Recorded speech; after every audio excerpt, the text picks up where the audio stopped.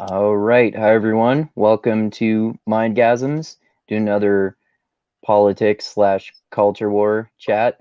And we're going to talk about a bunch of interesting controversies that have been happening in Canada and the US recently. And of course, we've got the brain trust together. I am Andrew, aka Evil Rogan Mindgasms. And we've got Based Chris and Kermit the Centrist. And we're going to talk about all of these topics. Is Joe Rogan racist Trump? Justin Trudeau destroying the Freedom Convoy with his emergency powers, invoking the Emergency Act.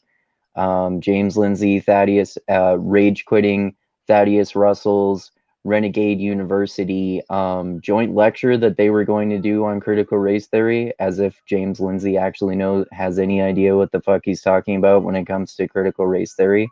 And also his ridiculous new book that he's working on about this evil communo-fascism that's apparently taking over the world and race Marxism.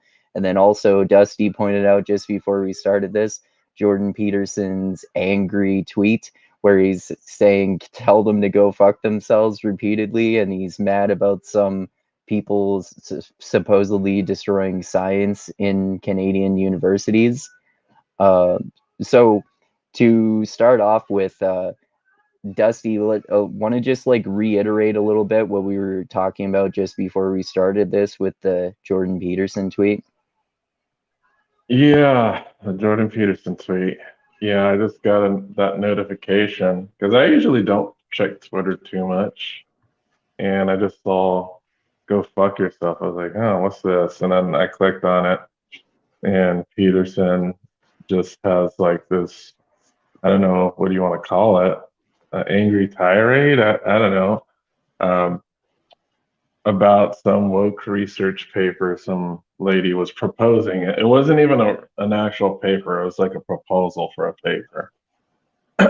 So he wrote that in response, and I was like, dang, what is he so mad about? Because I've never seen him tweet quite like that before. So I checked his replies, and you have, of course, the people that straight out don't like Peterson and then saying that he's crazy. And then we have people that are like, man, I'm not used to you speaking like this, and I have concerns about the way you're being portrayed and how you're portraying yourself right now. Many concerns about his possible mental health and comparisons to Brett Weinstein's reaction to the same tweet, and saying that Brett Weinstein had a much better tactful reaction, more than just go fuck yourself like 4 times in a row. So, yeah, and I posted this on their MMA page. Some people were like, oh, you're making fun of his mental health. I was like, well, I'm just aggregating information. Um, that I was like, okay, I'll post this here, and I put like a caption, uh, "Dude's losing it," and I got a lot of backlash, and then of Yeah, course, like the normal people, like Danielle Bolelli liked the post, right. but um, I guess the guy's like, oh, I take mental health and the Emergencies Power Act very seriously. I was like, well, this tweet has nothing to do with the Emergencies Power Act. So I don't know really why you're making this a factor. And then they kept like moving the goalposts because they said I was trying to discredit him. I was like, Okay. well, discredit him how? I'm just kind of pointing out. Like, I don't All you're even doing care is what like his opinion is. all you're Yeah, I doing don't is even sharing know. his crazy tweet. Yeah, like, and I don't even really know what he's reacting to. So, like, oh, you're discrediting his reaction. Like, well, what do you mean by discrediting it? I'm not saying that his reaction um, of apparent anger is unfounded, but you can be angry as fuck. Doesn't mean that you're gonna conduct yourself as a lunatic when you're doing that. You Yeah, know what I yeah. mean? So So, What did Brett Weinstein say about it? Did he say something like, "Well, it seems as though in Canada the institution of the universities have really gone out the deep end, and they're trying to institute the wokeness with the woke transgender critical race theory math, and this is very much displeased Dr. Peterson." I did not see his tweet. I imagine it's not go fuck yourselves like 4 times in a row. But yeah, I didn't actually go and hunt that down because whoever made the original tweet deleted it. So it's going to be hard to hunt down any retweets of that. But yeah, I'll just have to go on Brett's feed and see what he actually wrote about it. Okay. But who knows, man? So it was like Jordan Peterson getting mad about something about the wokeification of Canadian universities. I have no idea. All I know is that the person, because I went and tracked the account that the tweet came from, and the person said that they deleted the tweet and they said that it was a research proposal for something at a university. Oh, okay. I don't Yeah, know what this proposal is. a research proposal, like that doesn't even mean that that particular research is necessarily going to even be approved for research. Right. Exactly. So yeah, I was like, because this was right before I got on is when I found out about this. So this is like pretty new info for me. Okay. So I didn't have a whole lot of time to really dive deep into the different parties that were reacting to this. Okay. Yeah, the tweet's only about 20 hours old. I'm going through the replies right now. I don't see Brett's at all.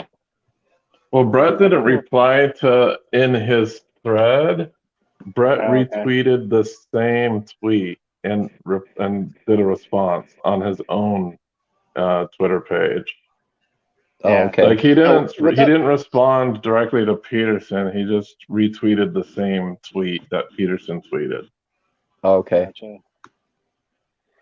Yeah. So you just have to go to Brett's page and then look for like him responding to some deleted tweet. Okay. Gotcha. Yeah. And Well, the original tweet, I don't know what he would be losing his shit about, but. So what do you think about what little we know about this, Chris? Like about the Jordan Peterson tweet? Yeah. Again, I don't know. I mean, somebody saying something crazy on Twitter is not blowing my hair back. You know what I mean? Yeah, it's not unprecedented. Yeah. You know, like Twitter, as soon as I open up, it's like, fuck you, and here's boobs, and like there's Nazi flags, and it's, you know, it's just a dumpster fire, right? That's what Twitter is unfortunately morphed into, as opposed to how it started off as, hey, I'm going to my friend's house to watch, you know, Face Off or something, you know? Yeah. I had hot dogs for lunch. Yeah. Well, here's a question, because the person in mixed mental arts was like, well, he has a lot to deal with, you know, the Emergency Powers Act and blah, blah, blah. So I want to ask you, does your current situation in Canada behoove you to create unhinged tweets on Twitter? No. I mean, I've seen you, Chris, protest the like overreaction, to say the least, about the Freedom Convoy and all that shit, and that's actually a good segue, since we were going to talk about that anyway. But I mean, I wouldn't say the whole country's in danger or some shit like that, but I do definitely think that that the Trudeau's response with invoking the Emergencies Act for the Freedom Convoy is unwarranted, and the level of authoritarianism in that response is really fucked up to me. I know some people have spoken approvingly of that, but he's doing things like he's having cops going in and commandeering trucks, and he's having horses going in to break up the crowds. And he was invoking the Emergencies Act because basically they were comparing the Freedom Convoy to terrorism, and that hasn't been used since the 70s, when the FLQ, which were Quebecois separatist terrorist organization, kidnapped a politician, which was the last time that was used. And and obviously some people know about how the accounts have been frozen of the GoFundMe that was set up to raise money for the Freedom Convoy. And also even people who have making small donations to it have been blacklisted. So that's pretty fucked up. Like, all of us, for the algorithm, of course, all three of us have been vaccinated twice. But actually, I'm not sure if I know your opinion exactly on this, Dusty. But I know that from talking before that Chris and I both have been vaccinated but are against vaccine mandates. And I know that like especially the Canadian media is kind of trying to paint the Freedom Convoy as just a giant group of evil white supremacist Nazis or some shit. And to me, it seems like that might actually be the minority of them. And I've also heard that 90% of the protesters are vaccinated anyway. So I mean, it seems like for the most part, they're just protesting vaccine mandates. And I think I kind of find protests annoying, but I think people should have the right to protest whatever as much as they fucking want to, unless it does get violence. And apparently there are reports of it having gotten violent, but that might be kind of the minority of it too. So I don't know. So so what do you think about this whole situation, Chris? Yeah, I've been following it pretty close. I'm not gonna lie, and on both sides. I've been following CBC's coverage, and a few independent journalists here and there. There's again, I think with a lot of these issues, it's my buddy always says, inch deep, mile wide, which is like, and there's so much to unpack here with just you would think a trucker convoy. What's what is going on there? But there's been so many holes that I feel like that have been kind of been exposed over this whole entire thing. You can start with the GoFundMe account, right? So that was the beginning of it. The GoFundMe account, it was up at $10 million. The Ottawa police and the Trudeau government got involved in stopping those funds from being distributed to the protesters without any kind of, reason other than they suspected it was, what they called terrorism. So there was that. Then it shifted over to Give, Send, Go, which they tried again. That also got stopped by our government. And it also got hacked as well. You had a whole list of, like you said, people that made small donations, $20, $40, $50, were currently doxxed by our media. They got a hold of this list and were like calling people. And so there was a whole breach of freedom of information there, and no stoppage at all from the government, no investigation from our RCMP, which is our version of FBI, or I guess you could say. But they were too busy, trying to keep the peace in Ottawa, and so Ottawa was going down for 2 or 3 weeks. But there's also I think what started this whole Emergencies Act and why it got escalated so quickly is because there was a situation that happened at the Windsor and Detroit border where there was a blockade there for a day or two. And that part of the whole argument and the whole part of the story is one that I don't disagree with, or don't agree with, sorry. It's one thing to protest, show up peacefully and do that demonstration. It's another thing to block border and, stop goods from a crossing, or, stop emergency vehicles and that kind of stuff.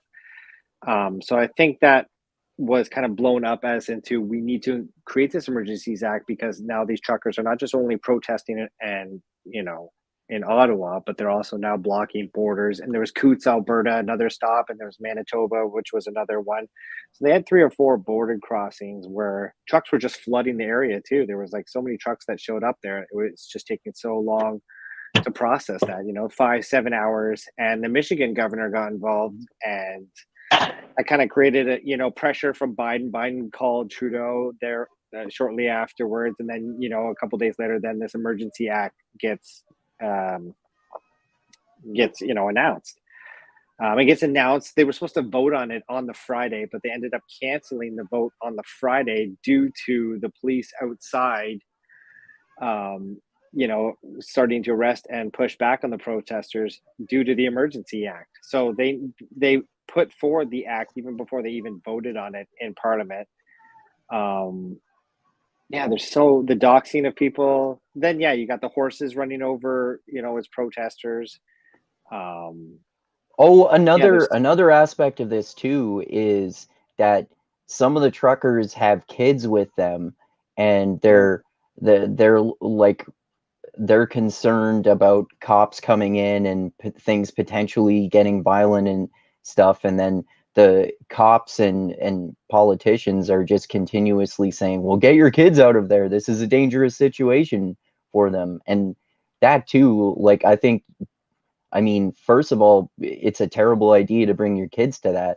But also, if you're cops and politicians, you should be concerned about the kids beyond the point of just saying don't bring them there. Like, maybe exercise more restraint if there are kids in these crowds. I mean, I don't know how many kids there are. Maybe there aren't very many, but no, there wasn't. And a few people just brought their kids to kind of show. I watched. Do you know who Viva Fry is? He's like yeah, I know he's talked with Eric Robert Hunley, Barnes, who we know from Mixed Martial Arts. and Eric Hunley. Yeah, but he does a podcast with Robert Barnes. Anyway, he I never really watched that. I know I'm aware of his podcast, but he actually went down to Ottawa a few times and was like filming, live streaming there for like 3 or 4 hours on end, and interviewing people on both sides. So you really got, and I didn't watch the whole thing obviously, but you really got a perspective. And I had friends that went down there personally. So you really got a perspective on what was actually going on there, and what started off as peaceful. Like the cops were like hanging out and being buddies with them, and actually the people that organized the protest have RCMP and ex cops on their kind of group that they organized and put together. So this was kind of tactfully, they put all the trucks in a certain position where they still allowed road for emergency vehicles to pass.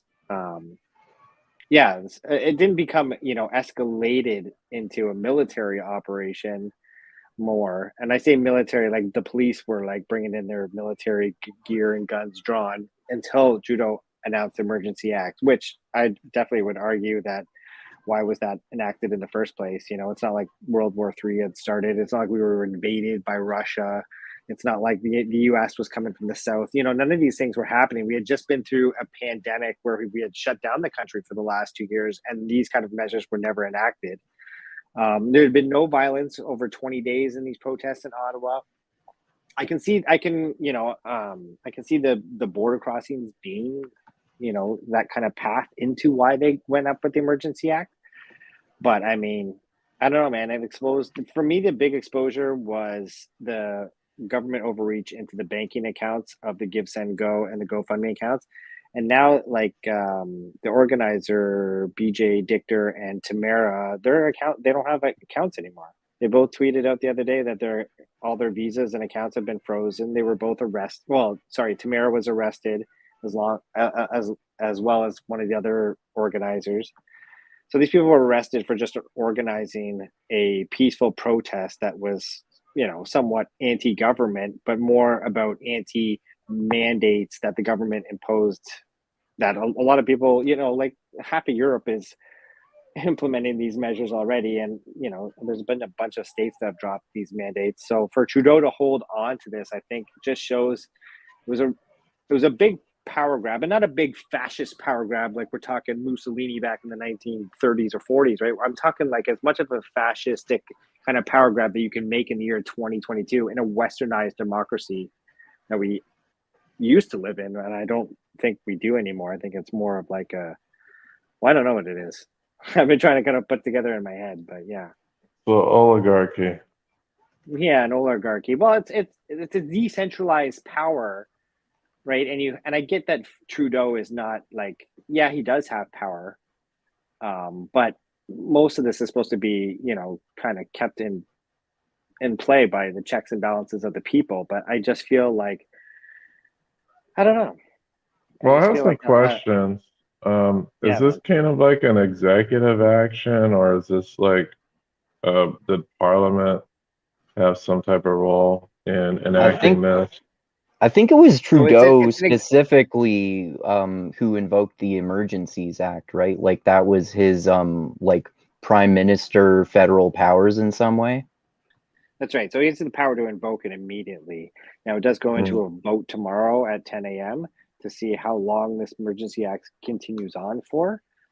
But I mean, just knowing our politics, the NDP, which is also another small portion of the Canadian political spectrum, similar to you would be your Libertarian Party, but not the same kind of ideological thing. But anyway, they align a lot with, and if their leader Jagmeet Singh has gone along with Trudeau, and if they combine both those parties and vote to extend this, then yeah, we Yeah.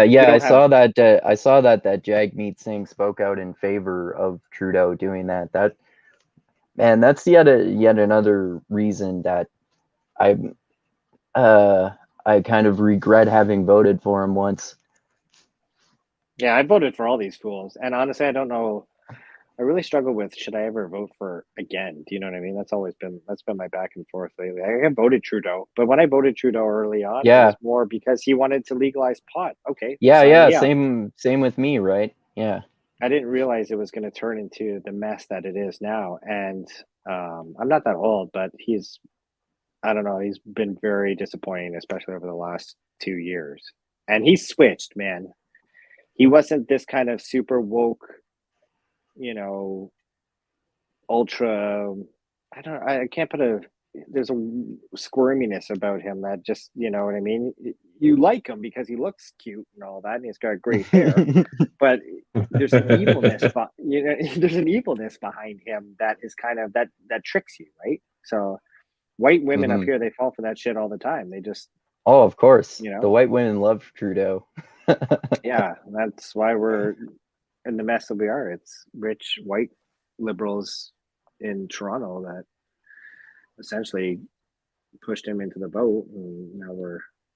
I don't know. Not that the conservatives or any other party would have done better. Like Yeah. there's Yeah, Well, been so with the conservatives too, they keep changing their leader too. Like they had Andrew Scheer for the second last election, and I forget the name of the newest guy they had in that election, and now he's not the leader of the party anymore either. yeah, Aaron O'Toole, Andrew Scheer and Aaron O'Toole though were both horrible leaders. I mean, and both the reason that the Conservative Party hasn't done much. I will give credit to the Conservative Party a little bit over the last 2 weeks because they have been somewhat of an opposition to all this nonsense. But like, way to show up with a minute left in the fourth quarter, guys. You know, like, Yeah. I have a yeah, couple other questions. I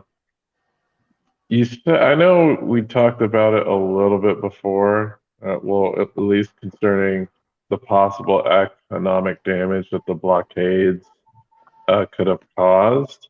hmm How much of a factor, like considering a lot of this damage is going to be from big business and corporations, like how much sway did these businesses that have undergone this economic damage due to the blockades, like how much sway do they have in politics and possibly pushing that decision on Trudeau?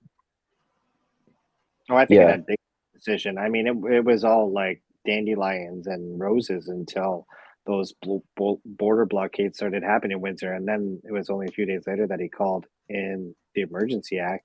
And that border, Detroit Windsor, I mean, people were saying there's $500 million in auto parts that cross, or and sorry, not just auto parts, but in goods and services that cross that border every day, right? So to put a delay even by a few hours on some of that shit, there was auto industries at the Chryslers in Windsor, and I believe Ford Hmm. and GM are still on the Detroit side, but they had shifts that they had to lay off because they had, cars stacked up with no parts to fill, and so it's a trickle down effect, right? It's a domino that starts, and but I think once what's her name, Gretchen Whitmer, is that the Michigan governor?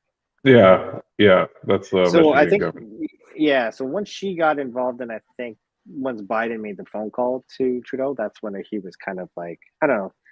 He was probably put in a position where he the truckers had been in Ottawa for 2 weeks too, right? So and nothing had been done. There was video footage of the Ottawa police like pretty much high-fiving and agreeing with a lot of these protesters, right? So, and the liberal I didn't know that that Biden had talked to Trudeau about this.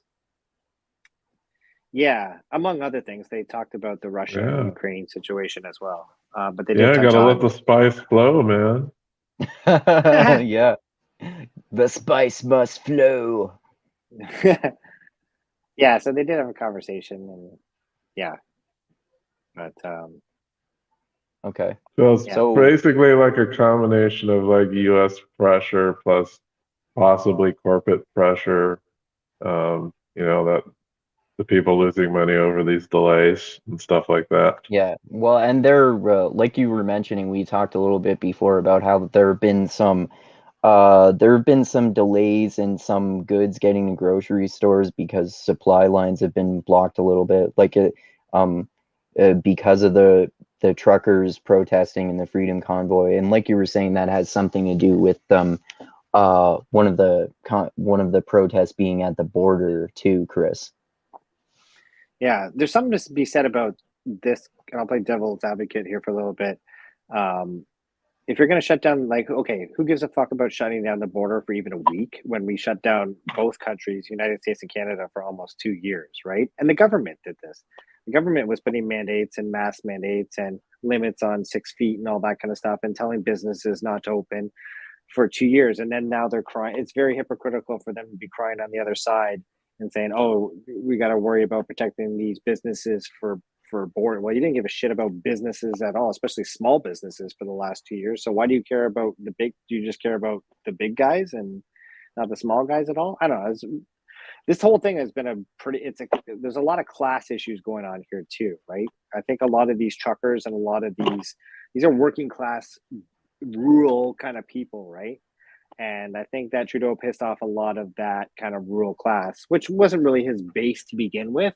But if you were any kind of normal liberal watching and paying attention to this and watching the CBC call all these people racists and, you know, whatever, you know, I just think that the media is also a huge problem here as well, right? We have like 1.2 of our tax dollars goes towards funding CBC, CTV, and they're pretty much state funded and run media, just like it is in North Korea. And the problem I didn't know that much of our taxes go to it. Oh yeah, dude, the numbers are ridiculous, and the amount has gone up. You're talking like millions of dollars alone in just bail these corporations out for the amount of viewers they lost on two things. Well, one, CBC and Trudeau and CTV, you know, were just reiterating the same kind of anti-Trump rhetoric that CNN and MSNBC does in the States. So once Trump was out of office, now you have Biden, and there goes a lot of your viewers. And a lot of this, you could say the same about American media as well, right? So that's a big blow. So that, again, you're going to take the trucker opportunity to just fucking run with it as soon as you can. I guess one of the biggest issues with news media is trying to balance the profit motive versus the non-profit motive. Because well, I don't think there's a I think it's all based on advertising now, right? I mean, like viewership, the amount of people that order a New York Times actual paper and gets delivered to the house, that's no more. You go on the internet for that, and if you're on the internet to get your news, you're not gonna. There's a million different sources you can go to.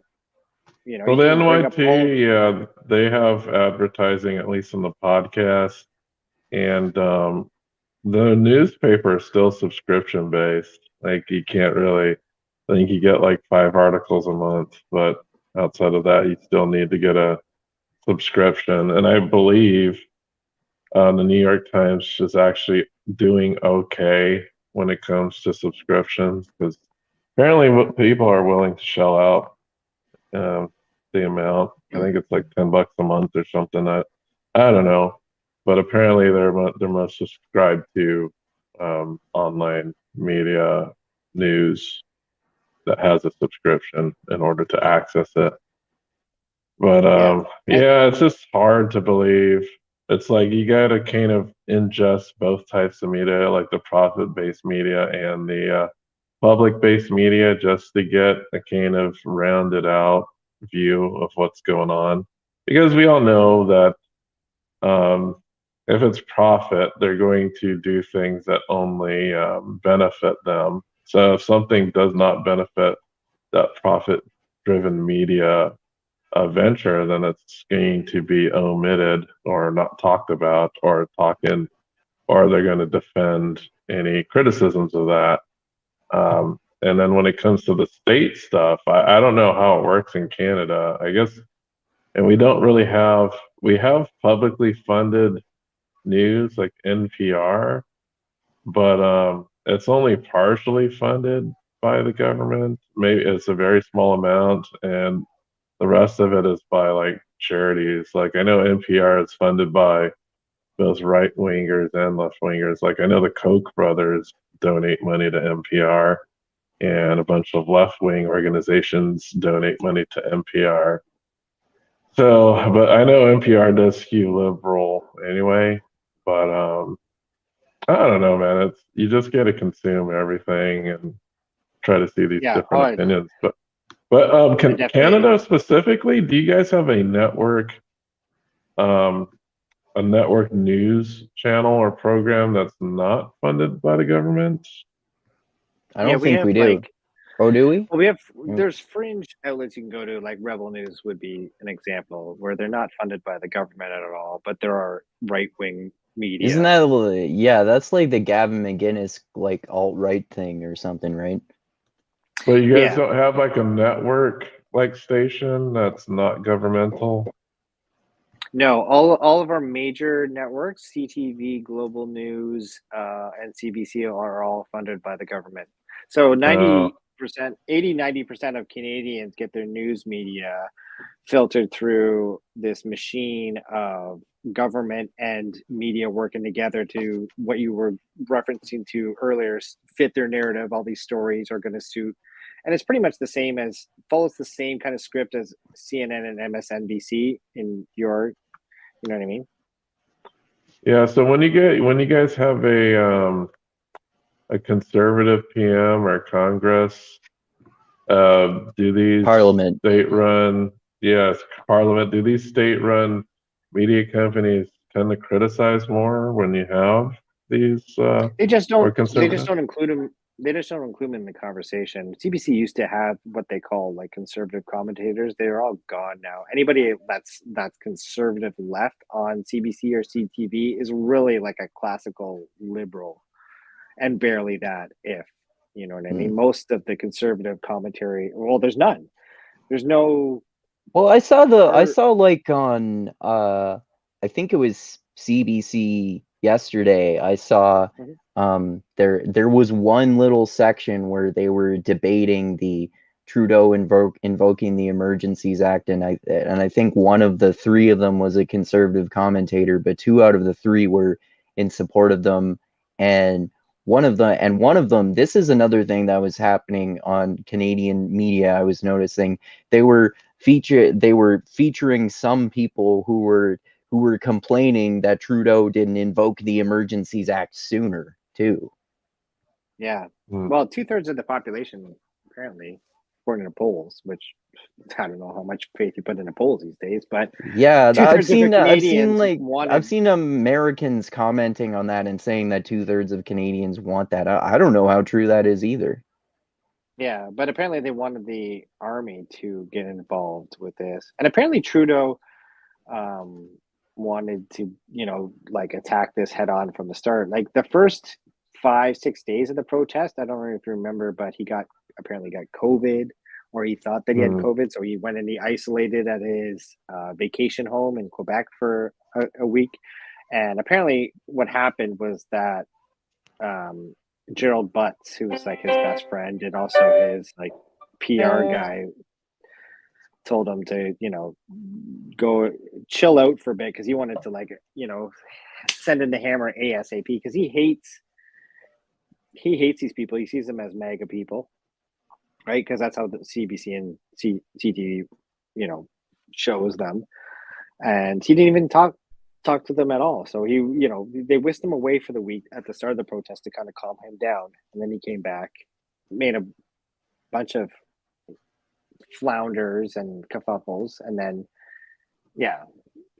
like I said, it's weird how like trucks come to Ottawa, and then this just like have you know that meme that has the little guy touching the domino and it turns into the big stack at the end or whatever? I don't know if you've ever seen that meme going No, around. I haven't seen that. No, I'm not familiar. It's an older meme, but it shows a guy that's like showing a little domino, and at the end it's like the big domino. But this is like, after all these things happened, and they all correspond with one another, so it just blew up, and like another thing happened, like GoFundMe to Gifts and Go to Bitcoin to those things being. You had Ilhan Omar at one point defending the truckers and going against the journalists here in Canada. Like it's just. Oh really? Wow.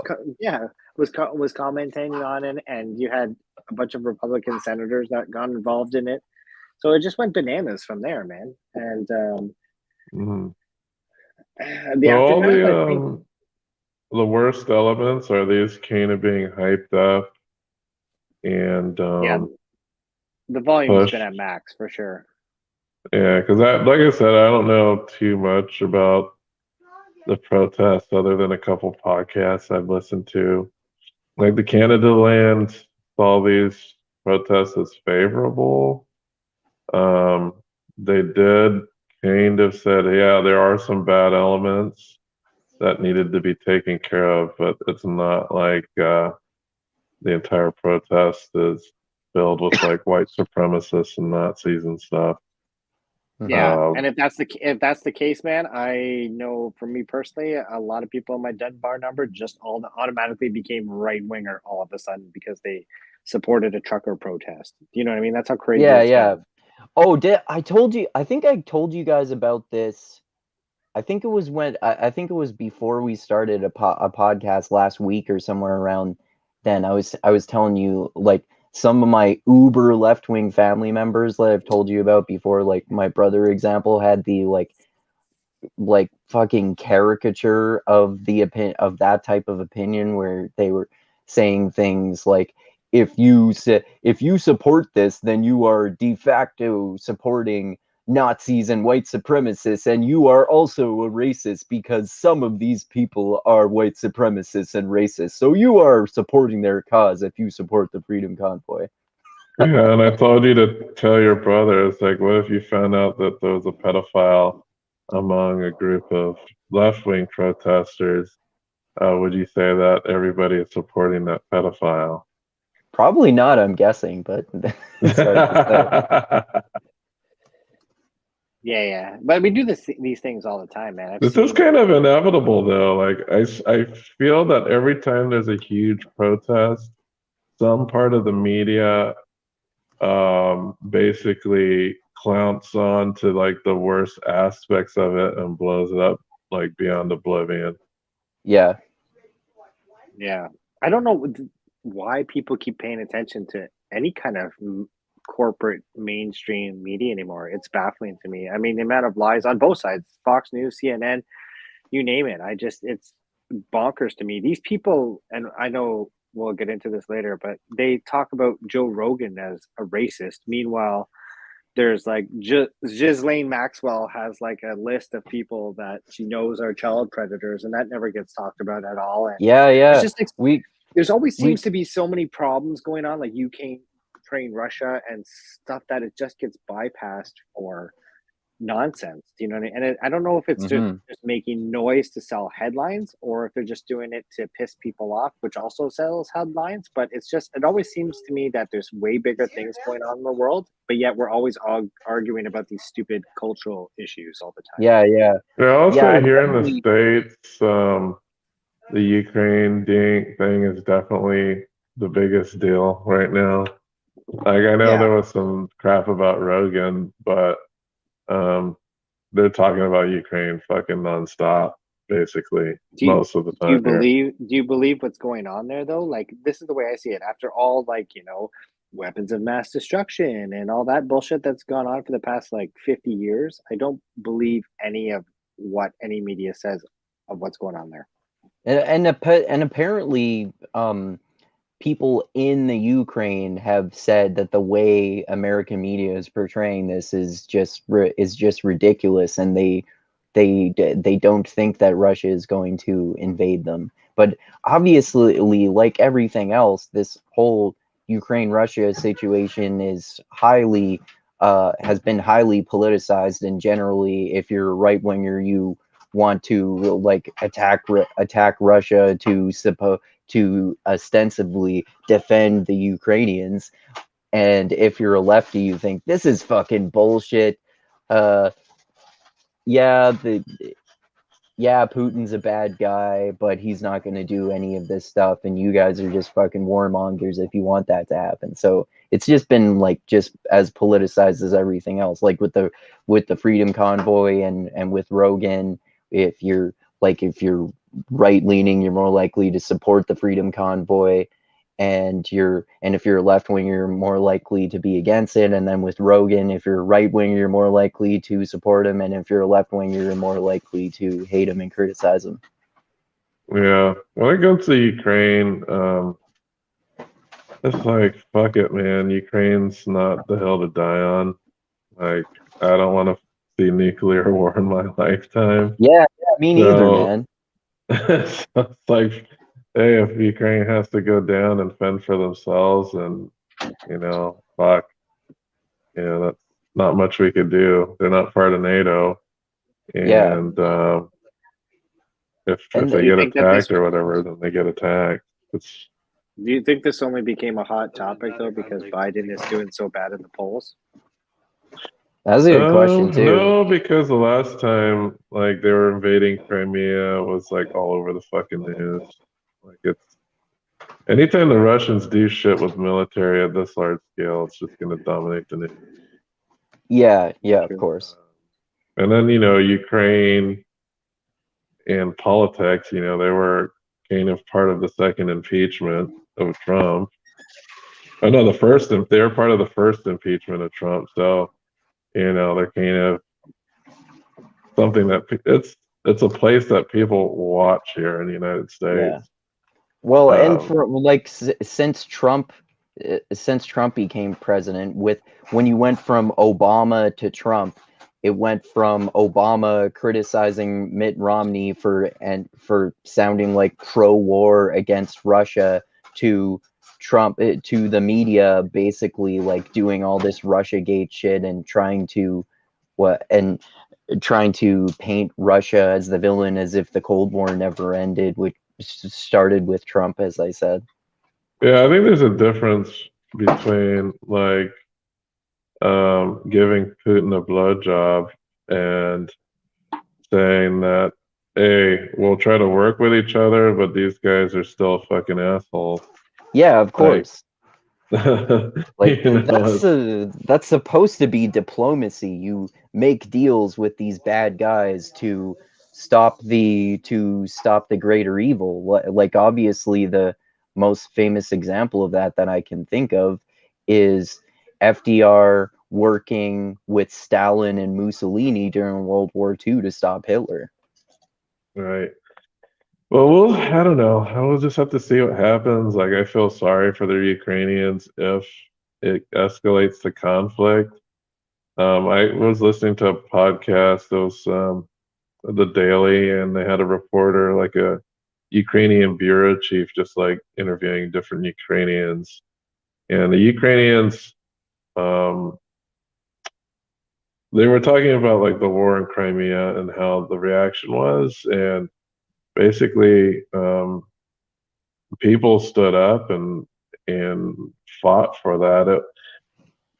Students, ex-military people, they got involved in fighting that war. So they're expecting something similar to happen, except this time the Ukrainians are a lot better armed. So I have no fucking clue what's going to happen. And I don't think they're Americans. Well, there's no Americans not going to be involved at all. Like there aren't going to be any American boots on the ground whatsoever. Biden said he's not going to send any Americans in whatsoever. Like they're going to have to deal with their own shit. No, if you guys are afraid that we're gonna send Americans there, fuck no. Oh, I thought I read something that there was. I thought I read something that there was going to be troops sent there.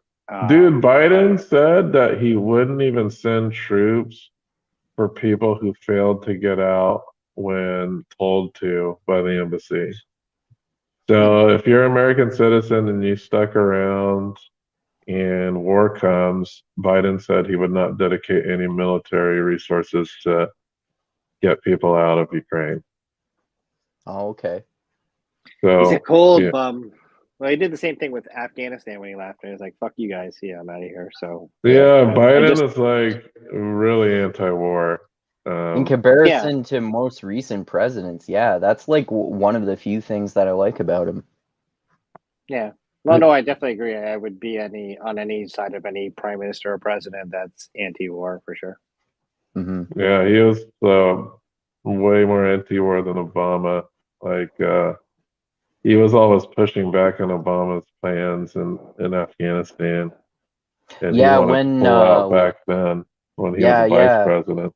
Yeah, I remember hearing about that too. That he was trying to stop the escalation of troops. Was it that before Obama was going to do it, when he was being pressured by a bunch of generals and national security advisors to do so? Yeah, he didn't want any type of troop surges or anything like that. I think he just called it counter intelligence. Just he didn't want any troops. He just wanted to do intelligence operations and make the Afghans work for their shit. But in this case, from what I'm gather, we're just basically going to send the Afghan, or I'm sorry, we're going to send the Ukrainians weapons. That's all I know. But we're not going to have any troops there. And then there's going to be sanctions, of course. So right, and yeah, I think sanctions Germany can be bad too, but it's also better than boots on the ground. Yeah, I think Germany finally signed on because Germany's pretty reliant on Russian oil, but they've now signed on saying that they will sanction Russia's pipeline or whatever if they invade.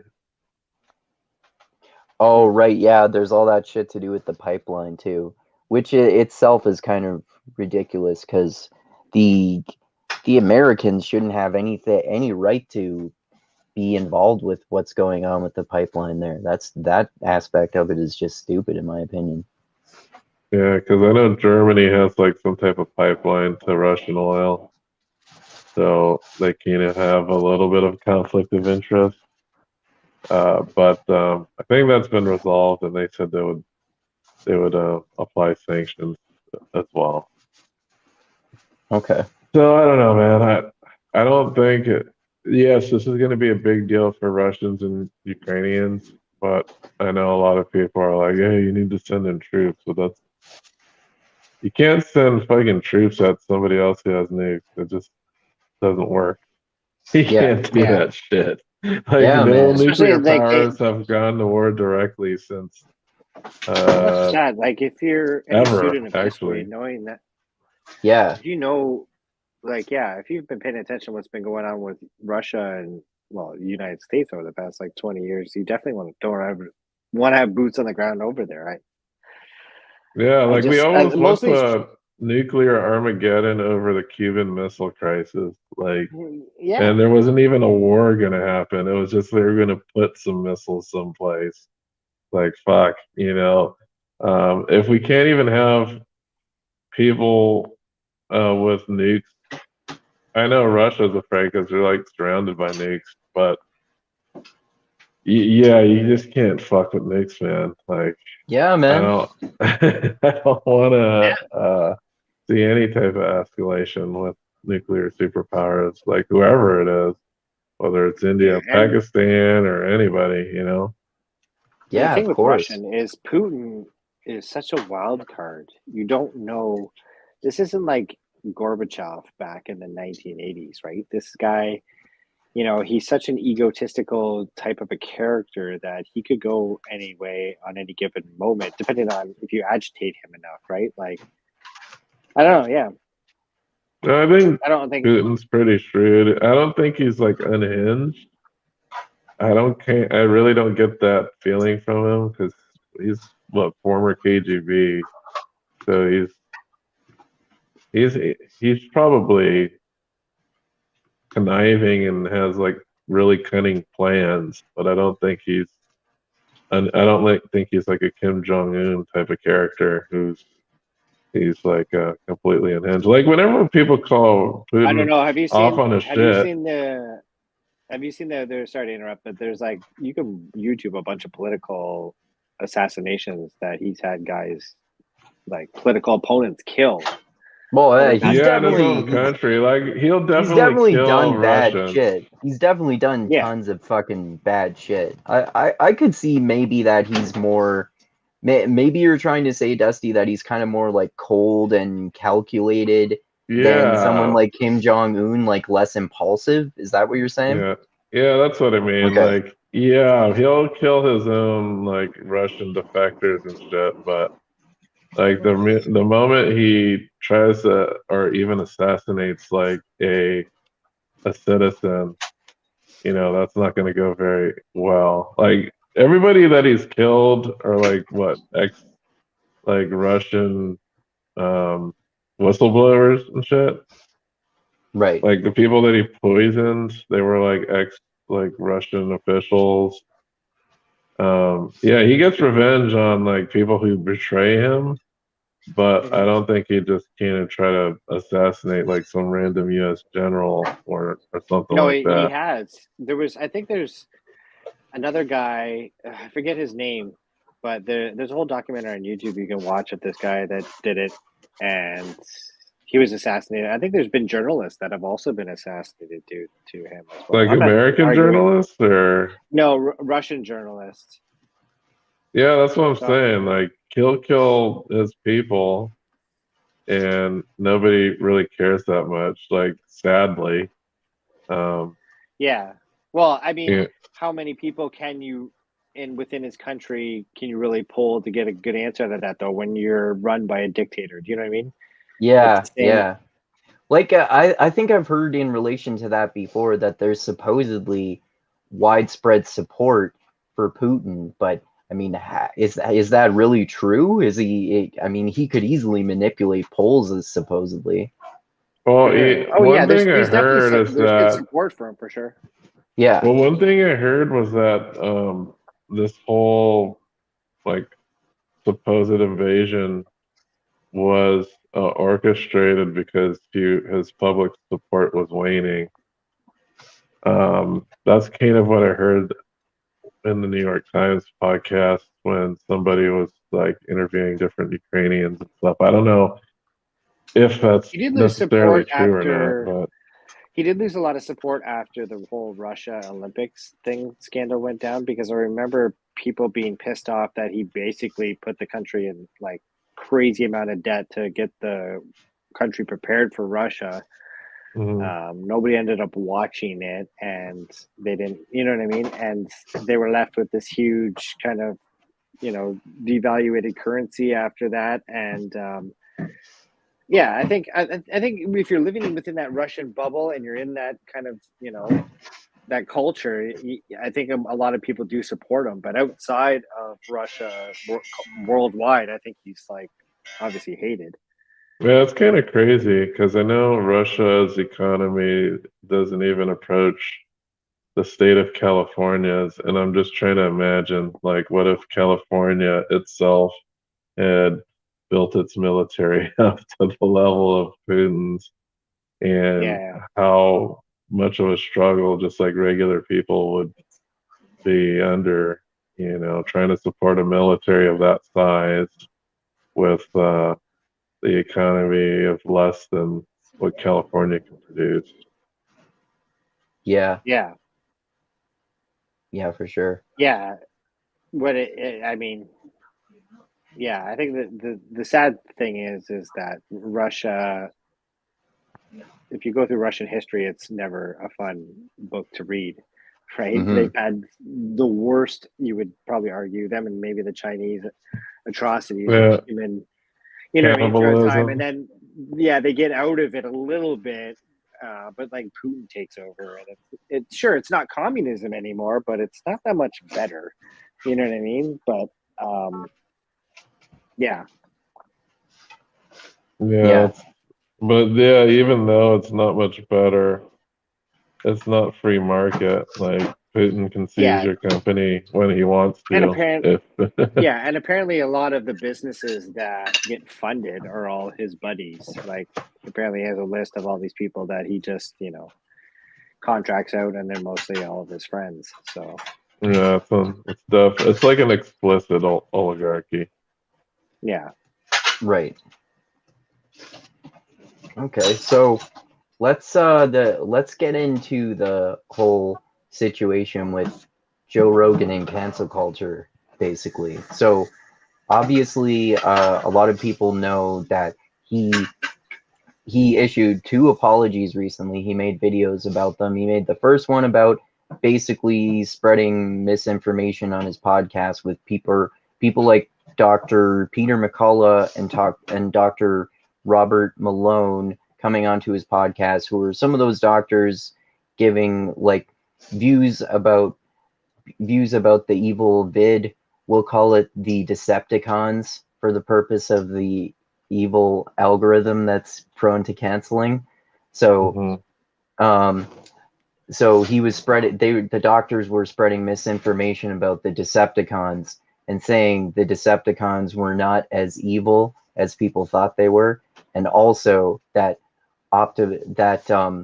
the vaccines had bad side effects and were killing people, and then there was all this stuff about vaccines supposedly giving kids myocarditis, and then that guy named Josh Zepps came on and kind of debunked that and said the kids are 8 times more likely to get corrupted by the Decepticons from the Decepticons themselves rather than the actual vaccine. So then Joe Rogan was basically apologizing and saying that he'll try to balance out the views more, which as I've been watching his podcast more recently, I think he's been doing a good job of that, because he had another doctor more recently who was kind of countering the narrative from doctors like Peter McCullough and Robert Malone, and then he also had a climate change guy who was kind of like a climate change skeptic, and then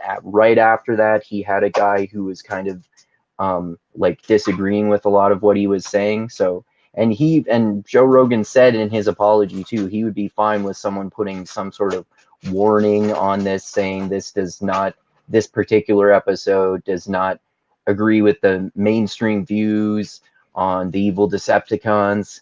And his second apology, which seems even more like manufactured culture war bullshit to me, was people were ramping up the popularity of this clip that apparently has already existed for a while, which is a compilation of a whole bunch of times out of context when Joe Rogan said the N-word in context and in a non-pejorative way.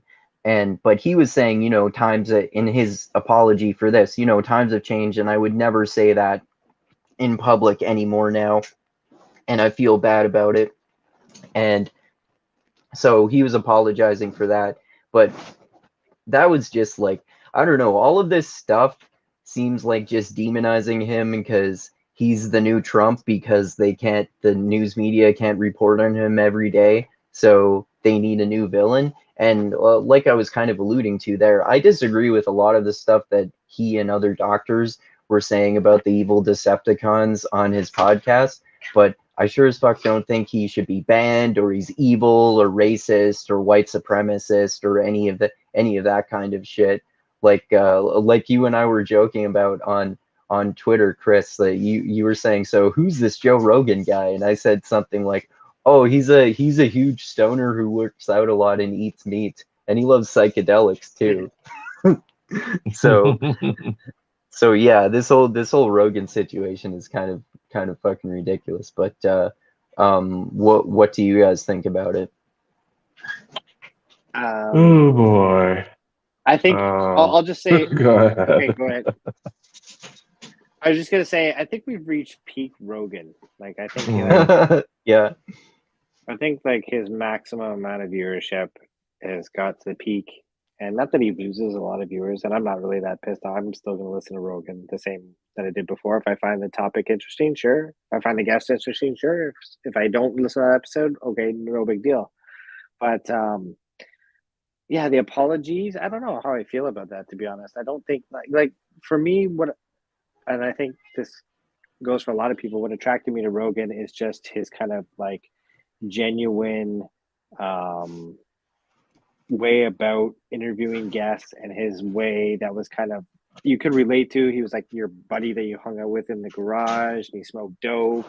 Yeah. And he did mushrooms, and he was not compromised in any way. Not that he's compromised now, but he was just like there was a epistemic humility about him that was just like you saw Joe as he was, and there was no like bullshit about it. You know what I mean? Yeah. Not that there's bullshit about him now, but I feel like he's doing things and changing his shows that he says that he really wants to do, but it's going away from what made him kind of famous and awesome to begin with, right? Like, sure, have on people that have different views and stuff like that, but only if you want to do that, man.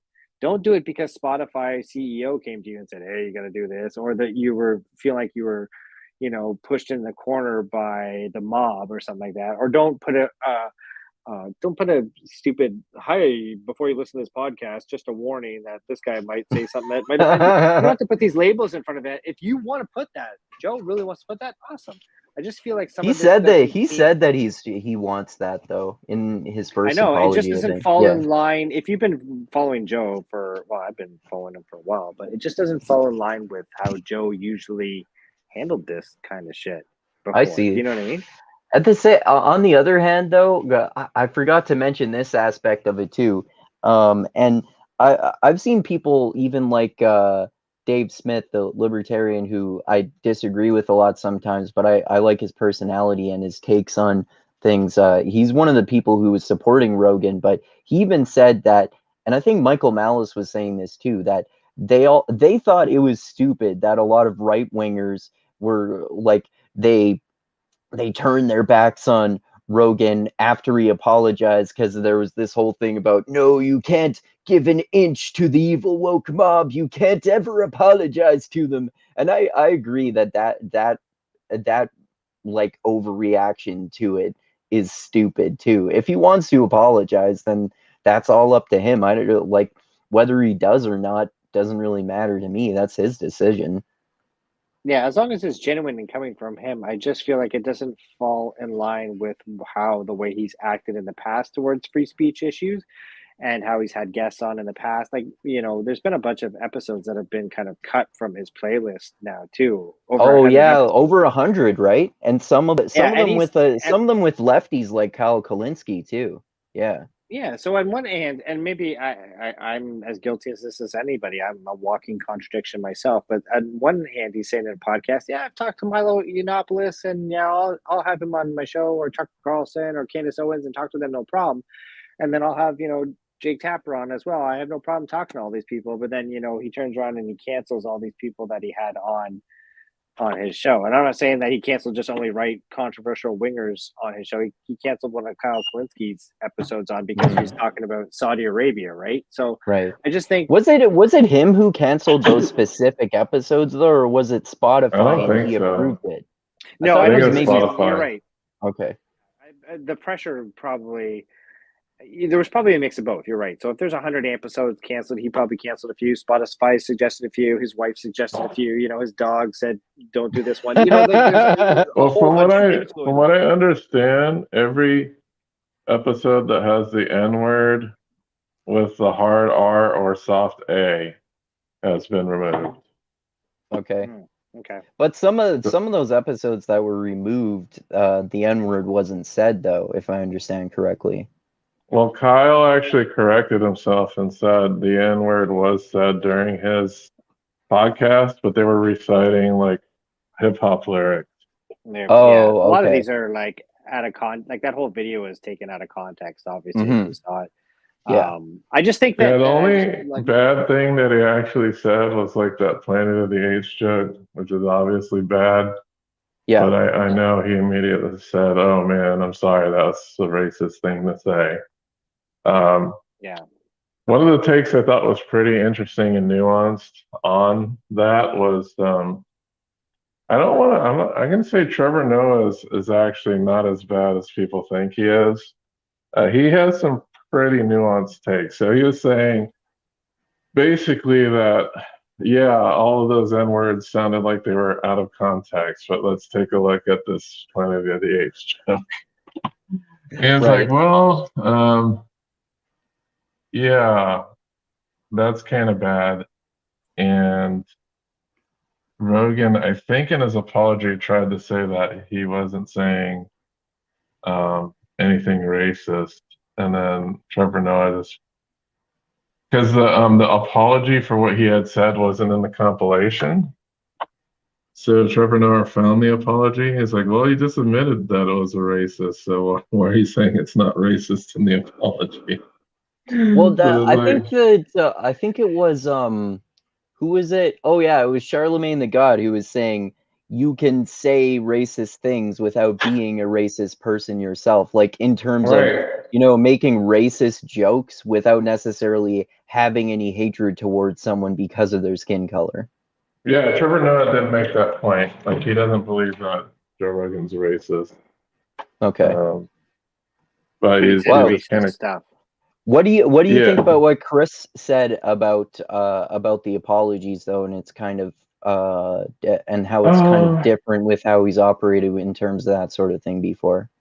Well, he is not the same. Like I was listening to New York Times podcast about this whole debacle. And they actually have a really balanced take on this all. And, like they're not saying, "Oh, Rogan's a right winger." They don't say shit like that. They basically, yeah, Rogan has a pretty complicated like political history. Like you can't really say that he's right or left, as he takes positions on both sides depending on what it is. They say what they believe, and what makes a lot of sense to me is like since he's gotten to Spotify, his audience has actually blown up quite a bit. Right. Because it wasn't until like Spotify where he got a lot of mainstream media attention. And it seems like he might, like, even though, like, when he just started with smaller audience, he's like, oh, yeah, I'm just some knucklehead comedian, blah, blah, blah, blah, blah. Yeah, but when you have like 11 million listeners, there's definitely going to be some kind of impact in what you say, you know? So I think he's Mm-hmm. kind of feeling that, okay, I do have a lot of listeners now, and I should be a little bit more responsible with what I'm doing here. I think that's kind of what is happening now. As if he Yeah, was still, I could see that because I've seen him talk before on his podcast about how he's just like he still has trouble processing sometimes and maybe hasn't gotten used to how much influence he has on people and how much responsibility comes along with that. So I can see that point too. Sorry, I interrupted you though. yeah. So I think it's basically he's just responding to how much influence he actually has now. I think he was kind of skeptical about it, but it's kind of clear when you have like a bunch of mainstream media sources reporting on his conduct that he has some sort of responsibility. As far as like his apology about the N-word video, I think he was just trying to like nip this shit in the bud because that video was circulating for a long ass time. So Yeah. he's just like, let me get my apology out here and I never have to comment about this shit again. Right. Um, because that had been circulating for years, if I'm not mistaken. Because he hadn't like said the N word on his podcast like that in quite a long time. Right. Like it's been at least 4 or 5 years. So I don't know. I think it was just an attack. Like, hey, let's attack him while he's down regarding this COVID stuff. Like, Right. oh, I'm gonna take Yeah. my stuff off of Spotify because he has this N-word video. Oh, Like, right. Yeah, that was Neil Young and who else was well, it? Neil Young was for the Decepticon Right, right. Yeah, information. I know that was for the Decepticons. And Eh, then there was one other person too. yeah, it was some type of like There's a bunch. African There was Joni. American Yeah, Joni Mitchell was lady. another one. There's a Joni few people Mitchell, on yeah, it. yeah. Yeah. Yeah, Yeah, that Joni had Mitchell, podcasts, also Decepticons. which they're all It's still like, on Spotify, by the way, if you check. well, Yeah? from what I found out, the music that they have on Spotify is not music they own. Oh, Yeah, that's okay. right. Okay. It was just Yeah, empty threat. But yeah. yeah, So they, related to kind of music, I was just gonna say that like you said, yeah, I kind of said that it's changed a little bit, not for the better or for the worse. I don't know. There's been a change about the Joe Rogan podcast with this, and it's kind of like the Rolling Stones. You know, like they lost their drummer. Sure, the Rolling Stones can continue on and still make that music and still be a band, but it's just not the same like it was before. And I think the same right. applies with Joe. And I would also say that for Joe's popularity growing with Spotify could also be attributed to him just being one of the only dissenting voices for the COVID narrative while that was all going on. One that's A lot of at least like basically more popular than mainstream media, right? Because there have been a lot of so-called alternative media sources like YouTubers and stuff who are yeah, questioning the Decepticons narrative, but no one with anywhere near as much of the following as Joe Rogan. yeah. Like I was listening Yeah, to Tom Woods the other day, and Tom Woods, like his subscriber list is like pretty much tripled over the past 2 years, and that's only Oh pretty wow. much he attributes it all to just being on the other side of the whole anti-COVID. Oh crap! yeah I can't say that debate. word. Not Anti-Decepticon. he's not really anti Decepticons. He's just anti. I think he was more anti. He's a libertarian, so he'd be more anti Well, mandates. how has But Jimmy Doors? Yeah. Did his subscriptions go up after Oh he's yeah, just I'm sure they have a lot. That's all he talks about now. Like just you the know, d Decepticon? yeah, all he talks about is the Decepticons and the Decepticon mandates. it's a hot topic still. Unfortunately, I mean, it's still It's gonna cool yeah. off soon. Like it's already starting to Oh cool off. Like mask yeah. mandates are gonna be kind of gone in my state starting March, at least for school. Like Yeah, once they're gone from school, we they're were gonna be gone from talking everywhere else. oh okay. Yeah, we were talking before about how that some of the mandates and restrictions are being repealed in several different provinces here in Canada too, and I think that's happening in many states in the U.S. It depends on where you are, right? Yeah, it's that Unicron variant that's just not as bad as some of the ones Unicron. in the front. Yeah, Unicron is one of the enemies. It's one of the Autobots' enemies. It's the newest Decepticon, right? No, Unicron is from Transformers the movie. He is a planet-sized transforming robot, Oh, okay. No, voiced by Orson Welles. I mean it's the newest variant of the Decepticons. Oh yes, it's a Yeah, brand new Decepticon variant called yeah, Unicron. But Unicron. apparently, even though Unicron's this all-powerful like Decepticon, apparently he's quite weak and doesn't cause as Yeah, much damage as like the earlier. more popular, but way weaker, right? Right, right. Yeah. And then plus, everybody is already inoculated against these Decepticons. Hmm. So of course, there's going to be less spread of it anyway. Right. Yeah, I agree. I hope it's over soon. The problem with I want to believe that statement so bad. It's Me just I've too. been believing that Yeah, I statement just don't for. want another like transformer to pop up anytime soon. That's right. Yeah, yeah. Yeah, or another evil variant of Transformer to pop up or something. Like another Decepticon that's the most powerful Decepticon ever, or like way more powerful than any of those that we've seen so far. That would be Well, I bad. thought the last variant, the Megatron, was pretty hazardous. Yeah, But yeah, it was the one right before the Unicron, right? yeah, Megatron is like he's probably the most powerful Decepticon, and then Unicron came after him. Yeah, yeah, yeah. I highly recommend the I forget what his name is, but the most recent episode that Rogan did with a doctor, and they were talking about all the war between the Autobots and the Decepticons that's been happening lately. It was very interesting and educational, I would say. Another interesting doctor to follow, at least on YouTube, is Vinay Prasad. What's his name? Vinay Prasad. Okay.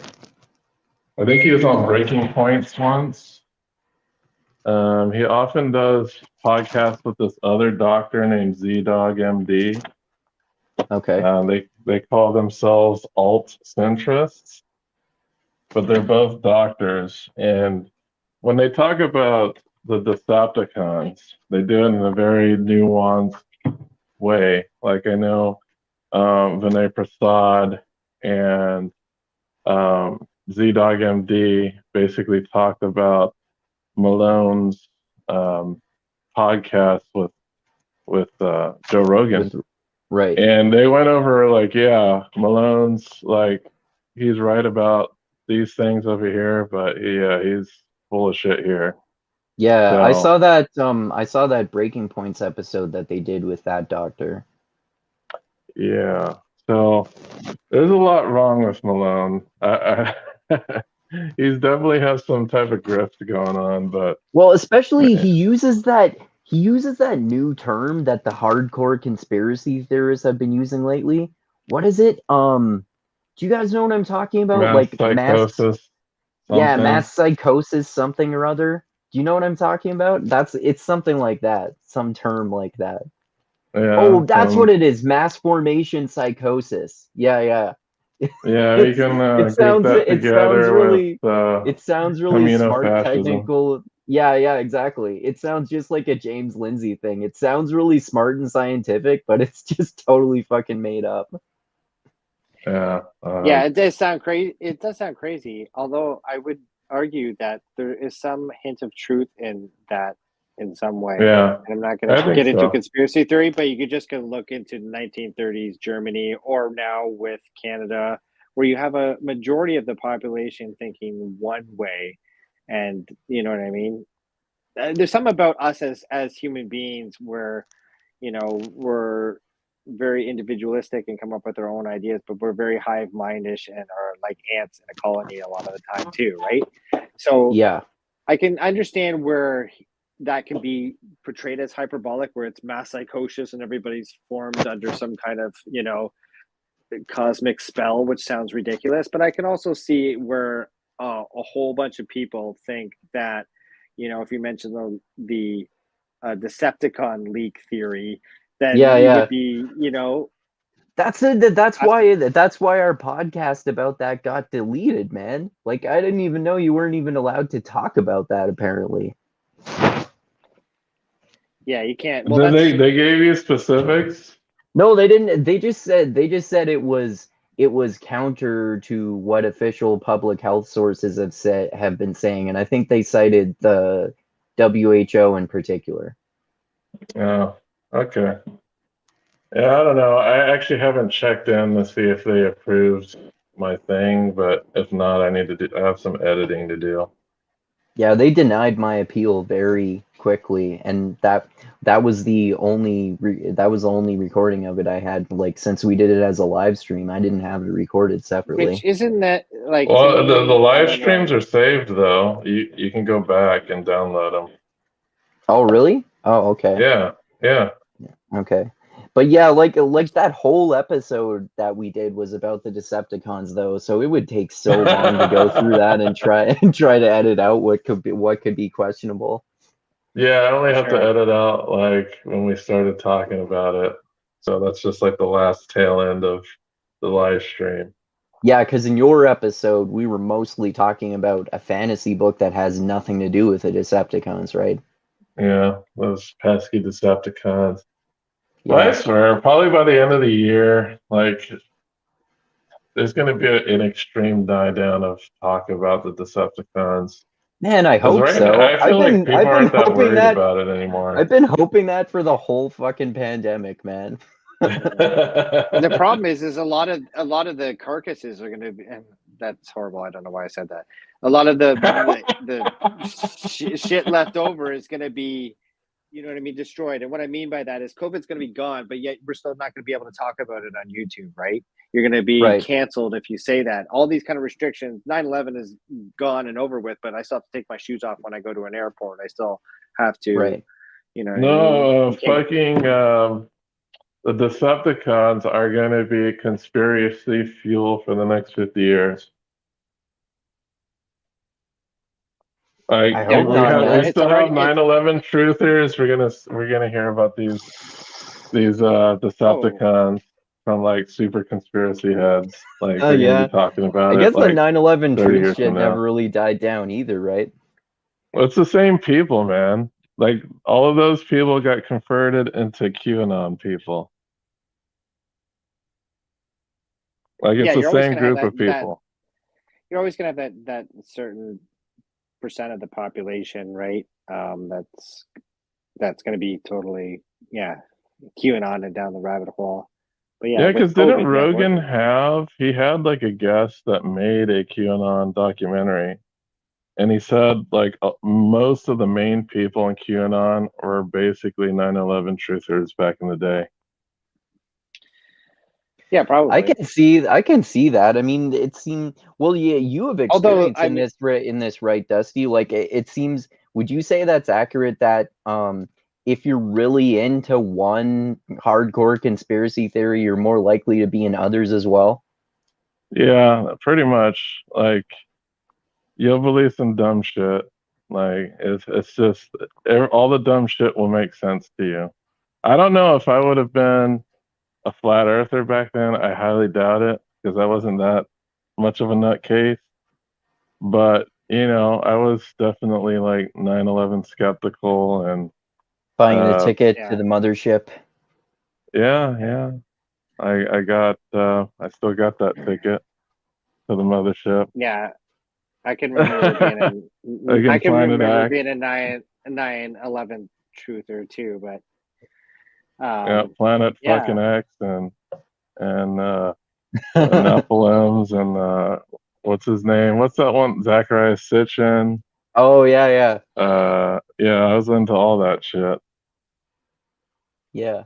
Yeah, the problem is we've labeled everything as conspiracy theory these days, right? So even if you think that, you know what I mean? I don't know. You name it, and you're a conspiracy theorist. I brought home. Have you guys ever read this Chaos book by Tom O'Neill about the Manson in the 1960s? Oh no, I've heard about that. I saw that Joe Rogan episode with that guy. That sounds like an interesting book. Dude, add it to your list right now. It's fucking bananas. It is the craziest book I've ever read. What's it called? What's it called? Watch the Tom O'Neill on Rogan first, but it's called Chaos. Tom O'Neill? Okay. Tom O'Neill. Yeah. Anyway, that's about his heavily researched theory that he's been researching for 20 years about how Charles Manson was involved with the CIA and they were kind of training him to build a cult and they were experimenting on him with psychedelic drugs like LSD and stuff, right? Yeah, that's right. So I'll give you an example. Like I'm halfway through this book and my wife, she majored in history at our university here and has history degree. So she's read Helter Skelter and did, whatever the whole thing, right? She paid attention to it. This book comes out and I come home the other day. I'm like, you got to read this fucking book, man. It's crazy. I said exactly what you said, Andrew. I said, it's about the CIA coming in and infiltrating these kind of hippie confines and, infiltrate with acid and LSD and then mind control and blah, blah, blah. And she looked at me like I was the biggest conspiracy theorist on the planet. Right? Right. I get labeled a conspiracy. My point is going back to conspiracy theory we were talking earlier. Is you get labeled a conspiracy theorist because it's an inch deep, mile wide kind of thing. She's only hearing Helter Skelter is full of shit, and not knowing the 500-page book that I read thoroughly, and the 2-hour podcast, the 20-year investigation that this guy went through. There's so much information there that she's only absorbing a sliver of it, right? So it automatically gets labeled as an emotional, you're a conspiracy theorist, right? Yeah. If you if you mention that stuff too, I could also see how just mentioning what we just said could make some people assume that means that you think Charles Manson is innocent, like he was just a puppet of the CIA or something, which obviously you don't have to believe that Charles Manson was some sort of like good innocent guy to believe that conspiratorial stuff. That could have possibly happened in a way that the CIA was taking advantage of and ramping up and making even more crazy this guy who was already a power-hungry, narcissistic psychopath. Mm-hmm. Yeah, it's just, again, as more information comes out, you find out, like, okay, Kennedy assassination, another example, right? The Warren Commission pretty much says that Oswald did it alone, right? Now we know 40, 50 years later that, well, that's not necessarily the case. Looks like the CIA, if you watch that recent documentary with the guy that did the JFK movie, what's his name? Oliver Stone? Oliver Stone, he goes through all that Yeah, evidence. I haven't seen that. I want to watch that because I'm like I believe JFK conspiracy theories less than I used to, but I like that that JFK Oliver Stone movie, and I'd be really interested to nerd out for especially the 4-hour long version that he's released in separate parts somewhere, but I'm not sure where I can find that. Well, the JFK, the movie, it's just called JFK, but the movie is based off of a book by Jim Webb. Right. Yeah. And the problem with the Jim movie, though, Webb is a big-time conspiracy theorist. Yeah. Yeah, and there's a lot of shit that was made up in that JFK movie. Like a lot of it is, made for TV or made for movie. And there were characters created who didn't exist in real life, like the John Candy's character. John Candy's in it? Yeah, John Candy's in JFK. I didn't even remember that. I was thinking of I meant the Donald Sutherland character, who's this shady guy who has meetings with Kevin Costner. Oh, okay, yeah. And who tells him the truth about how fucked up the government is, right? Yeah, there's a lot of holes in that. But yeah, Oliver Stone, he goes through, because the CIA released all those documents and people went through it with a fine-tooth comb, and they pretty much just established that the magic bullet theory was bullshit, which we kind of knew all along, right? But if you read the Warren Commission, that's like still fact to this day, right? So a lot of these conspiracy theories with information as it's revealed over time, Gulf of Tonkin, all these kind of stuff, once you find out that information, that conspiracy theory becomes more reality. And the problem with lately living in the reality, because we're kind of in a reality war right now, a soft reality war where people are, fighting back and forth as to what is actually going on both the left and the right, that a lot of these conspiracy theories, you get labeled a conspiracy theory, right? And then it gets, proven to be right later on, Yeah, that can certainly be the case. The author is not Jim Webb, it's Jim Mars. For the JFK, like the book, the movie that the book was based off of. Other way around. Okay, gotcha. Yeah, the other way around. Yeah. Oliver Stone based the film on a book called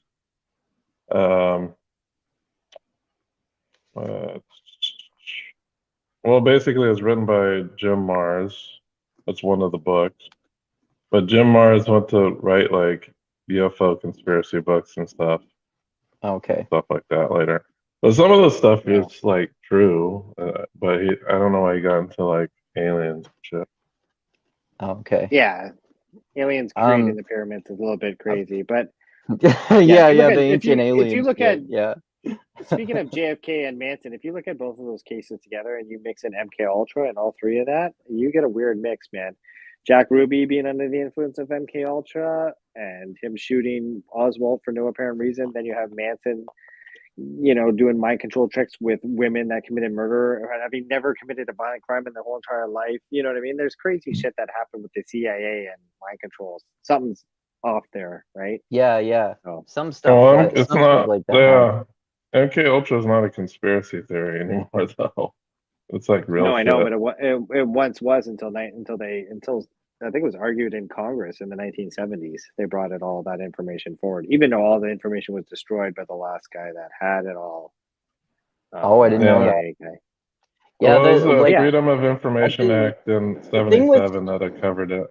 the thing with conspiracy theories too is like a lot of what happens is a lot of what conspiracy theorists do is they raise questions, and then it can make you think that something nefarious is going on. But I think the more honest people like that are just about asking the questions instead of suggesting their own crazy alternatives, because a lot of people do that to ramp up and like trick people into thinking the most ridiculous shit, right? Like I I read that long ass book that Joe Rogan recommended a long time ago on his podcast about the JFK conspiracy theory called Best Evidence. I think maybe a year or two ago. And I thought that was really interesting and educational in that it examined a lot of the evidence, but a lot of what it came to was just, anomalies or a lot of information we don't know and begging a lot of questions, which means that like a whole bunch of things could be going on. It could have been going on, but we really don't know what was happening, and it was maybe less nefarious than we think it was. But well, that being said, I don't think the Warren Commission is totally true, and Lee Harvey Oswald acted alone in the magic bullet theory necessarily. Yeah, these stories have always been, I don't know, ever since I've been alive, it's always been one narrative and then it's always something else, right? So, like, yeah, JFK, this was told, Oswald did it, something else actually probably happened. Manson, we were told that it was Helter Skelter based on the Beatles' White Album. Well, it turns out it was probably something, totally different than that, right? Same with the, trucker convoy we were talking about earlier, trucker driving across that. Well, it turns out, CBC shows up and goes, here, aha, there's truckers. And then, Rebel News shows up and goes, aha, those truckers are racist. You know what I mean? It's just like, yeah.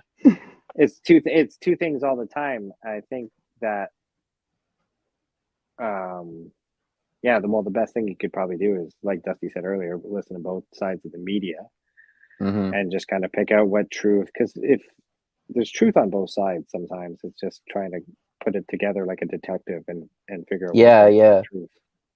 Yeah, I think that's what all three of us tend to do, kind of explore different views on subjects and kind of put together our own more nuanced views about evaluating what is right and wrong about what people say on various different extremes and on various different places on the spectrum too.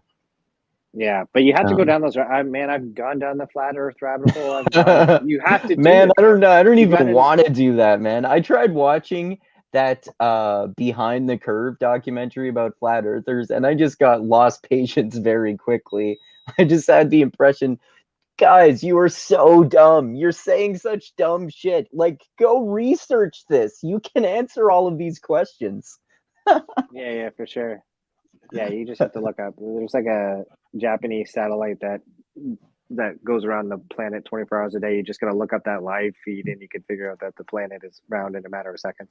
Yeah, but yeah, they would give you a whole bunch of verbal gymnastics. Well, that's planted by, the aliens that want you to think that whatever. It's just, you need to, for me, as I get older, I'm not as dismissive of conspiracy theories as I kind of used to be. I'm very open-minded to that stuff, unless it sounds completely wacko. But again, man, things get wacko and crazier as the years go and days go by, right? Like if you would have told me this is where we were at 2 years ago after all this crazy shit's been going on, like, yeah, I would have thought, man, I thought like shit was over when Biden took office and Trump was no longer in power. It's like, okay, finally stuff is going to be shifted. But here we are with 2 years into a Biden presidency, and our country's falling apart, and they're not looking too great down there as well. No offense, but yeah. Well, Meanwhile, if you Dusty listen to said that Steven Pinker, himself to me everything was recently fine. too. Oh, you mean like Yeah. about the health of democracy? Yeah. You were talking to me about that recently. Yeah, I think it's in decline. Yeah, I think it's dead. The Yeah. rise of authoritarianism is upon us. Has Yep. it been dead for a while though, and we just haven't realized it though? No, I don't know. nobody like. Okay, so we I think have the I think democratic process. I think the Decepticons have really made things a lot worse too, and it's like ramped up political division that's already been happening. Like it probably had something to do with the January 6th stuff with Trump supporters storming the Capitol last year, and then also it definitely had something to do with the Freedom Convoy, obviously as well, right? And then we've seen the authoritarian reactions to both of those. Well, Yeah, for me, division comes more as a kind of reaction to the social media being kind of starting off as, like I said earlier, hey, what are you having for dinner tonight on Facebook? Or look at my kid's third birthday, yada, yada, yada, turning into Facebook groups now devoted to meetups on, anti-vax groups. It's Yeah. become bananas now. And there's silos being created along all these lines, right? And people are just diving into whatever silo they like or enjoy and just doubling down on all that kind of stuff. And now you have like, United States was hugely not well, they've been divided, since the Civil War, but that's really come out of fruition with the advent of technology and social media. But now Yeah. Canada, who never used to have these problems, dude, we're so divided on this checker shit. We're just as divided as the states now, where both are talking. I've heard conversations of national divorce or separating provinces and Oh states yeah. to red and blue. I think So that it's like that might be like the support for that sort of thing might be exaggerated too, and also 100%. and also well in the most recent election, for example, in our most recent federal election and my most recent provincial election, there I think there were 3 or 4 different new parties that were basically far right wing, just versions of the People's Party of Canada, which is our far right wing party. And there were 2 or 3 other parties just like them, basically with basically the same platform, that are also super small parties, even smaller than that, with almost no Yeah. support. So they're kind of splintering the conservative vote too. And then like if you look at some of I those know. I know you're Facebook talking like groups, some of those Facebook groups PPC, with right? the PPC, like Yeah. and some of those groups with the people who want a national divorce in Canada, like they want the western provinces to separate. It's something like 100,000 people, something, which sounds like a lot, but out of like actually it's probably less. Than I think I might have seen it's more like tens of thousands, but that's still not very many people overall. And in terms of national divorce, like I've heard people like Michael Malice talk about that in terms of the US, because from his fucking anarchist perspective, I'm not sure there's very much widespread support in either country for that. No, and I don't see that happening anytime soon. My argument would be that these were never conversations 10, 15 years ago before social That's media. true. Yeah, And now yeah. they are, Yeah, where people social are media talking definitely about, ramps it up. Yeah, for sure. yeah, or Yeah. you have even people voting by foot. I mean, I've seen the statistics of people that have moved out of blue states into red states, like Florida and Texas, and these states have, they haven't seen a decrease of population. They've seen an increase of population, and you've seen blue states see, a decrease of population, and people are voting depending on where they think, like Joe Rogan moved out of California to Texas as an example. Same with Elon Musk. I can go on and on forever, but these guys essentially Yeah. moved out of California due to, they wanted less government, and Texas was offering that. Hmm.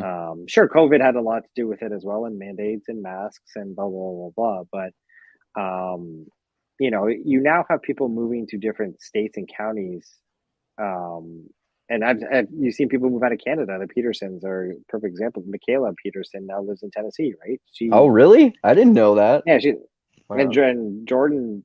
Well, they still have a house here, but I think they're a lot of people moved out of Canada due to politics, right? So you have people that are moving to different parts of the country, and these are rich elite people. Obviously, they're not like blue collar living in a trailer class. But still, people are moving to different states based on their political opinions, which you never really saw 10, like 15 years ago. the fact that you just said that Michaela Peterson's living in Tennessee, that makes it even more ridiculous that she's all like paranoid, saying that Canada is crumbling and is in a state of anarchy and shit like that. She doesn't even live there anymore. No, but I imagine for some of her statue, and not so much her statue, but her father's, that she probably, like, I don't know. Where does Jordan Peterson live? Didn't he live? Jordan has a house in Toronto still. Yeah, he used to live. I was gonna say he used to live somewhere in Ottawa, like Toronto. At least, before he became famous, he was a professor at University of Toronto, I think, right? Yeah.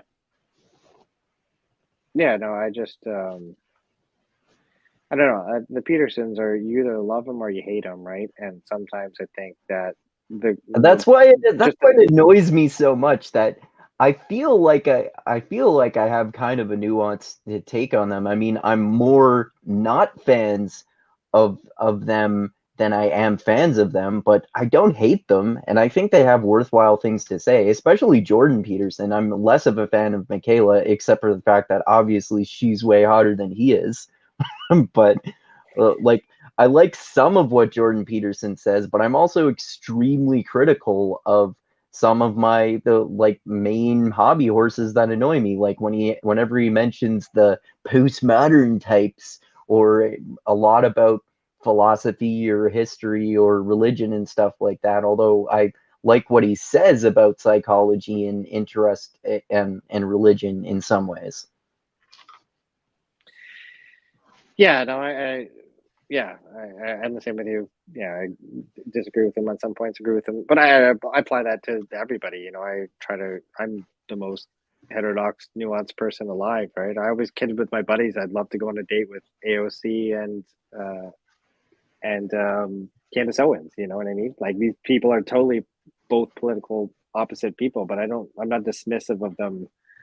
You know what I mean? I don't know. Anyway, it's I know what you mean. Yeah, I think all three of us are that way pretty much.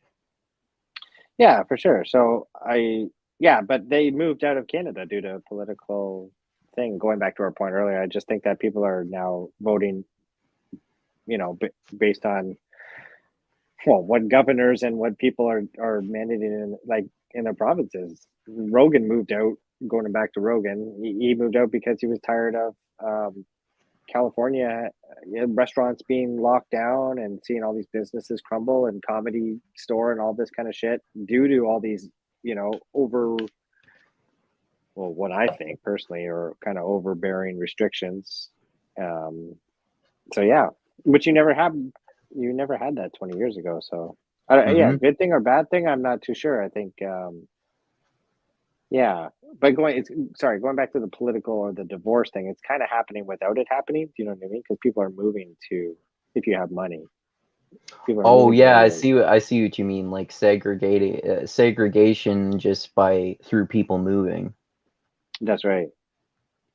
Which, I don't know. It's going to be interesting come election time and come census time, right? You're going to have to restructure all that kind of stuff, and gerrymandering, all that kind of stuff, if you have people moving from different voting blocks. I wonder how much that will affect the votes for different states and provinces, especially the former. I wonder if there's any sort of mass migration, or if it's just really a small minority of more wealthy people who are moving. Yeah, or does it, going back to what Dusty was kind of saying earlier, does it really matter? Is democracy dead, right? Even if you structure these and red or blue guy takes over, I mean, really, does the needle really move, or is it just kind of partisanship?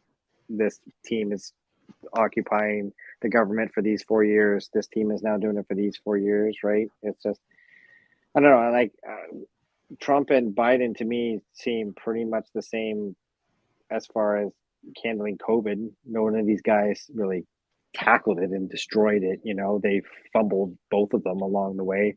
They both had stupid ideas. They both had some good ideas, right? So it's not like either one of these guys was fucking amazing at. And I would make the argument that Here's what nobody I'll will divide say. it. Unless the route in order to tackle and destroy it was not something anybody was willing to do. Yeah, that's true. That would have had to No, but been they had to have pretended. been like it would have had to have been hardcore, well, like what they China levels of what they did Basically, in what China China levels did, like, authoritarian. Yeah. Chinese yeah, level nobody was, authoritarianism. yeah, nobody was willing to No. go there, and so people should just shut the fuck up because unless they wanted to go there, they couldn't expect anything meaningful to happen with the virus. No, I think we all know that it wasn't going to go anywhere. What I just think that we don't need politicians to act like they have all the power to do whatever they can to stop it. Do you know what I mean? Yeah, I get that. Yeah. Yeah. I just Because it didn't. didn't. Yeah, I We're didn't now think anything was going to happen, to be honest. Like anything meaningful. Yeah. Yeah.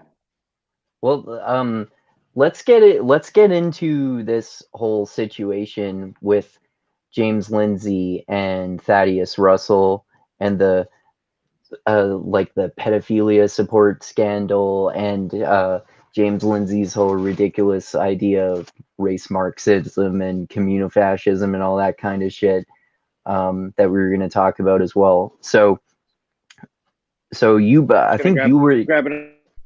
I'm just gonna grab another drink. I'll be back in a minute. Yeah, sure. So Mhm. so Chris brought this up before about how so James Lindsay basically rage quit the course on critical race theory, like I said, that he was going to do with Thaddeus Russell as a joint lecture series on Thaddeus Russell's Renegade University.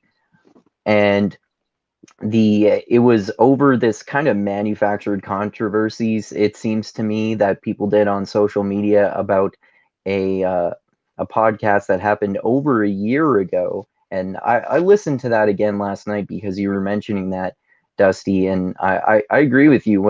It was over what they were saying about pedophilia, and it basically just reminded me of about what Thaddeus Russell has said about it before on his podcast, and about what he gets from Foucault, basically the evil postmodernist / post-structuralist Foucault that he talks about in his book called History of Sexuality via Pedophilia. And basically that this has been a historically very normal thing, but that doesn't mean that it's a good thing. And what they were saying on the podcast is basically that age of consent laws are somewhat arbitrary because I think one example they used is in some states in the U.S., a 23-year-old can have sex with a 23-year-old cannot have sex with a 17-year-old, but a 17-year-old can have sex with a 17-year-old. And how much of a difference is there really with that? Like, you can say that, and it varies. Age of consent laws vary between certain countries too. Like European countries are famous or infamous, depending on how you look at it, for having, age of consent laws at age 14 or something like that somewhere. And so it's arbitrary to an extent, but that doesn't mean that anyone's supporting like actual pedophilia, adults fucking children. And just like slavery, that was normalized through history, but it was still a bad thing. The same is true of pedophilia. I know I don't know, like in terms of age of consent, sometimes I think we should go back to the way they did it in like the Paleolithic caveman days, where you were considered a woman or a man once you started going through puberty. But I mean, then again, your prefrontal cortex isn't fully developed until you're supposedly around the age of 25. But waiting until then is unrealistic because teenagers are gonna fuck each other whether you want them to or not. But anyway, I think that Thaddeus Russell, or not Thaddeus Russell, James Lindsay was mad about Thaddeus Russell's podcast to this extent. Well, at least according to Thaddeus Russell, he wasn't necessarily mad. He just thought it was not a good idea because of all this negative attention right now. But I wonder, I was saying to you guys before we decided to talk about this, that I wonder how much of that is due to one aspect of this paranoia that James Lindsay has been spreading about critical race theory. Is he's made a few videos about how they're doing this like fucking pedophile grooming shit. Like they're trying to recruit your kids into this evil woke army. And then of course he gets into that whole like communo-fascism and race Marxism thing where he assumes that any ideology that is based on the oppression of one group by another group is automatically Marxism. So critical race theory switch this aspect of Marxism with race, which is totally fucking ridiculous because Marxists focus on class rather than race, and critical race theorists focus on race rather than class. And anyway, this whole thing is fucking ridiculous to me. So since you were the one who mentioned this to us in the first place, Chris, what do you think about this whole situation? Yeah, there's a lot to unpack there. Yeah. I don't know. I understand James's move there, though. I think because this is what happened. Libs of TikTok got a hold of that audio clip from the podcast, and that went viral. And that's why James, I think, pulled out of Renegade University, is because it gained a little bit of traction towards that.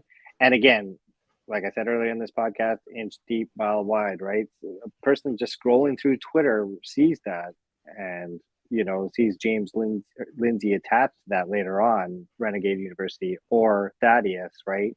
Mm-hmm. Then they're not going to... I get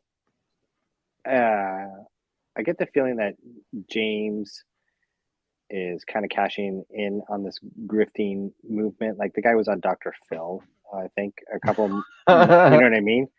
But right. In order for him to go on a Dr. Phil or the Daily or or John Oliver's or whatever, those mainstream kind of podcasts. Sorry, I was thinking, who's the other guy? Like the Bill Maher? Bill Maher. Thank you. Bill Maher, Jimmy Fallon, those kind of guys. Yeah. In order to get into that realm, you can't be associated with pedophilia at all, right? And I think that's why Lindsay stepped out of Renegade, is because he probably loves Thaddeus still. They're probably still buddies. It's just that he can't be associated with that all if he wants to further. Because what does Lindsay do? He's not even an educator. He's just like an author or a podcaster now, right? So all he does is go around spreading misinformation about philosophy, basically. Yeah, so that's his income. Is he wants to continue that spread, and he wants to continue that spread to hire. I don't know. He likes to get involved in these kind of like weird debates where he'll like. Not a lot of people would go on Dr. Phil, or he'd probably go on The View too if they invited him, right? Like not a lot of people would want to go and debate that, or like you can't see like a Jordan Peterson or a Sam Harris wanting to go on these outlets, but he does for some random reason. So I think that, that's why he disassociated himself with that from Thaddeus's. As far as what that podcast was about, I feel like I did listen to it when it did come out, but I can't. It's not like something that's fresh in my memory. But I don't. Nothing. What I'm getting at, sorry, is that nothing. I didn't walk away from that podcast feeling like it was a conversation that went over the line. Like some of those kind of pedophilia conversations are just kind of. And that was.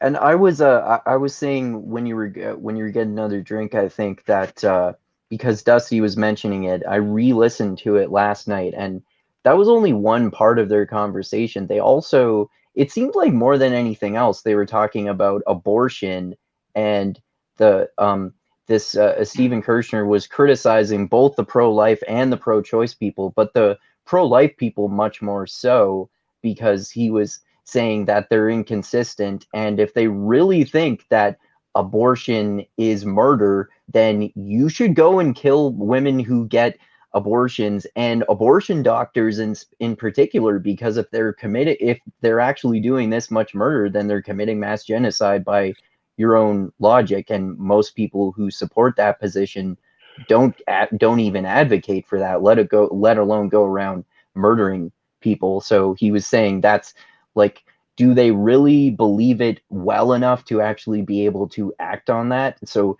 that seemed to be like what they were talking about more than anything else. And then they also talked a little bit about the other family friendly topics of porn and prostitution. And I know that they didn't really get into those, but I know Thaddeus Russell, and I agree with his opinions about this too, that generally speaking, porn and prostitution are good things that kind of provide good services for people who want to do that and engage with that. And there's some bad shit that happens, of course, like child trafficking is the worst, and there's sex slavery and all that kind of shit. But that's, if I understand correctly, at least from seeing or listening to podcasts with people who have been involved with this sort of stuff, it's mostly stuff that people who want to do it, who are getting paid to do things that they want to do.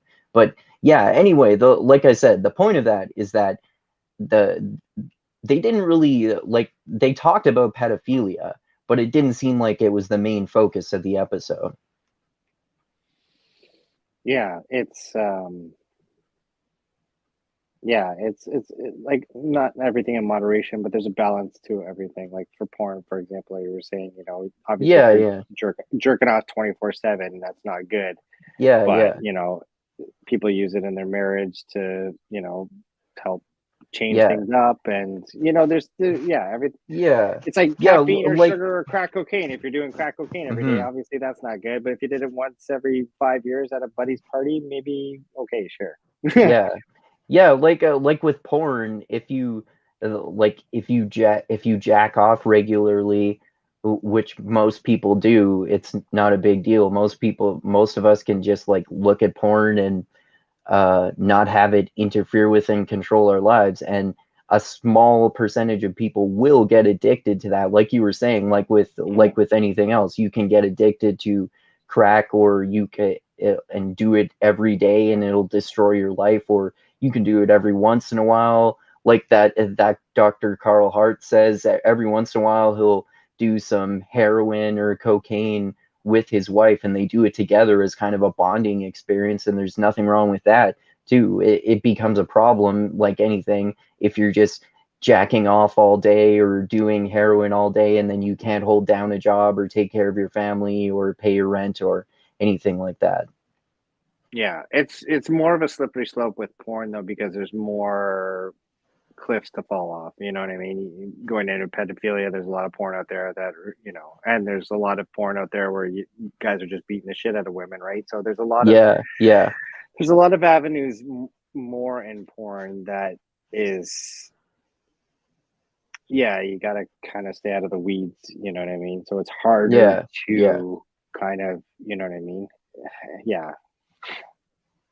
Yeah, and obviously porn is like much more easily accessible than drugs like cocaine or anything like that.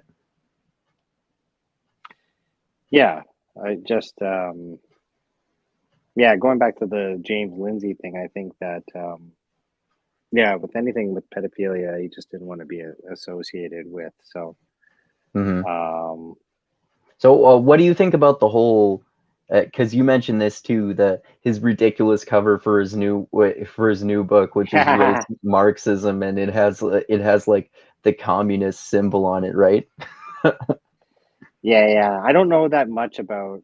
I haven't gone down the rabbit hole. Like I know about Marx, but I haven't read any of this stuff. I have Marx and Engels, but I've never. Yeah, it's a rabbit hole that I've rarely touched on. Yeah, so, and I same think with the critical race theory. I know a little bit about it, but I don't know that much about it. Dusty and I have went farther down this rabbit hole of critical race theory. Yeah. We read the introductory textbooks, and some of the founders like writings. It's like shit they wrote in the 80s and shit. It's most of it is non-controversial, but there's like other stuff that's a bit wacky about it that I wouldn't like endorse. So what do you think about this whole pedophilia situation, Dusty? And then also your thoughts on the whole like communofascism and race Marxism thing. I thought that Chris's description was accurate. Like, I don't think he's stepping away because he's like offended by what happened. I think it's more of okay, Renegade University has a bit of a bad PR mess on their hand. Let me just wait for this to clear, and then maybe I can get back in there and try to do this. So, yeah, I think because since he's like so ingrained in the conservative crowd now, like any hint of pedophilia whatsoever will cancel him. So he's just going to stay clear away from that. Right. Yeah. But I don't think he's like genuinely like mad or pointing fingers at like Thaddeus or has like a bad opinion about the discussion that happened. I just think, yeah, it seems that way.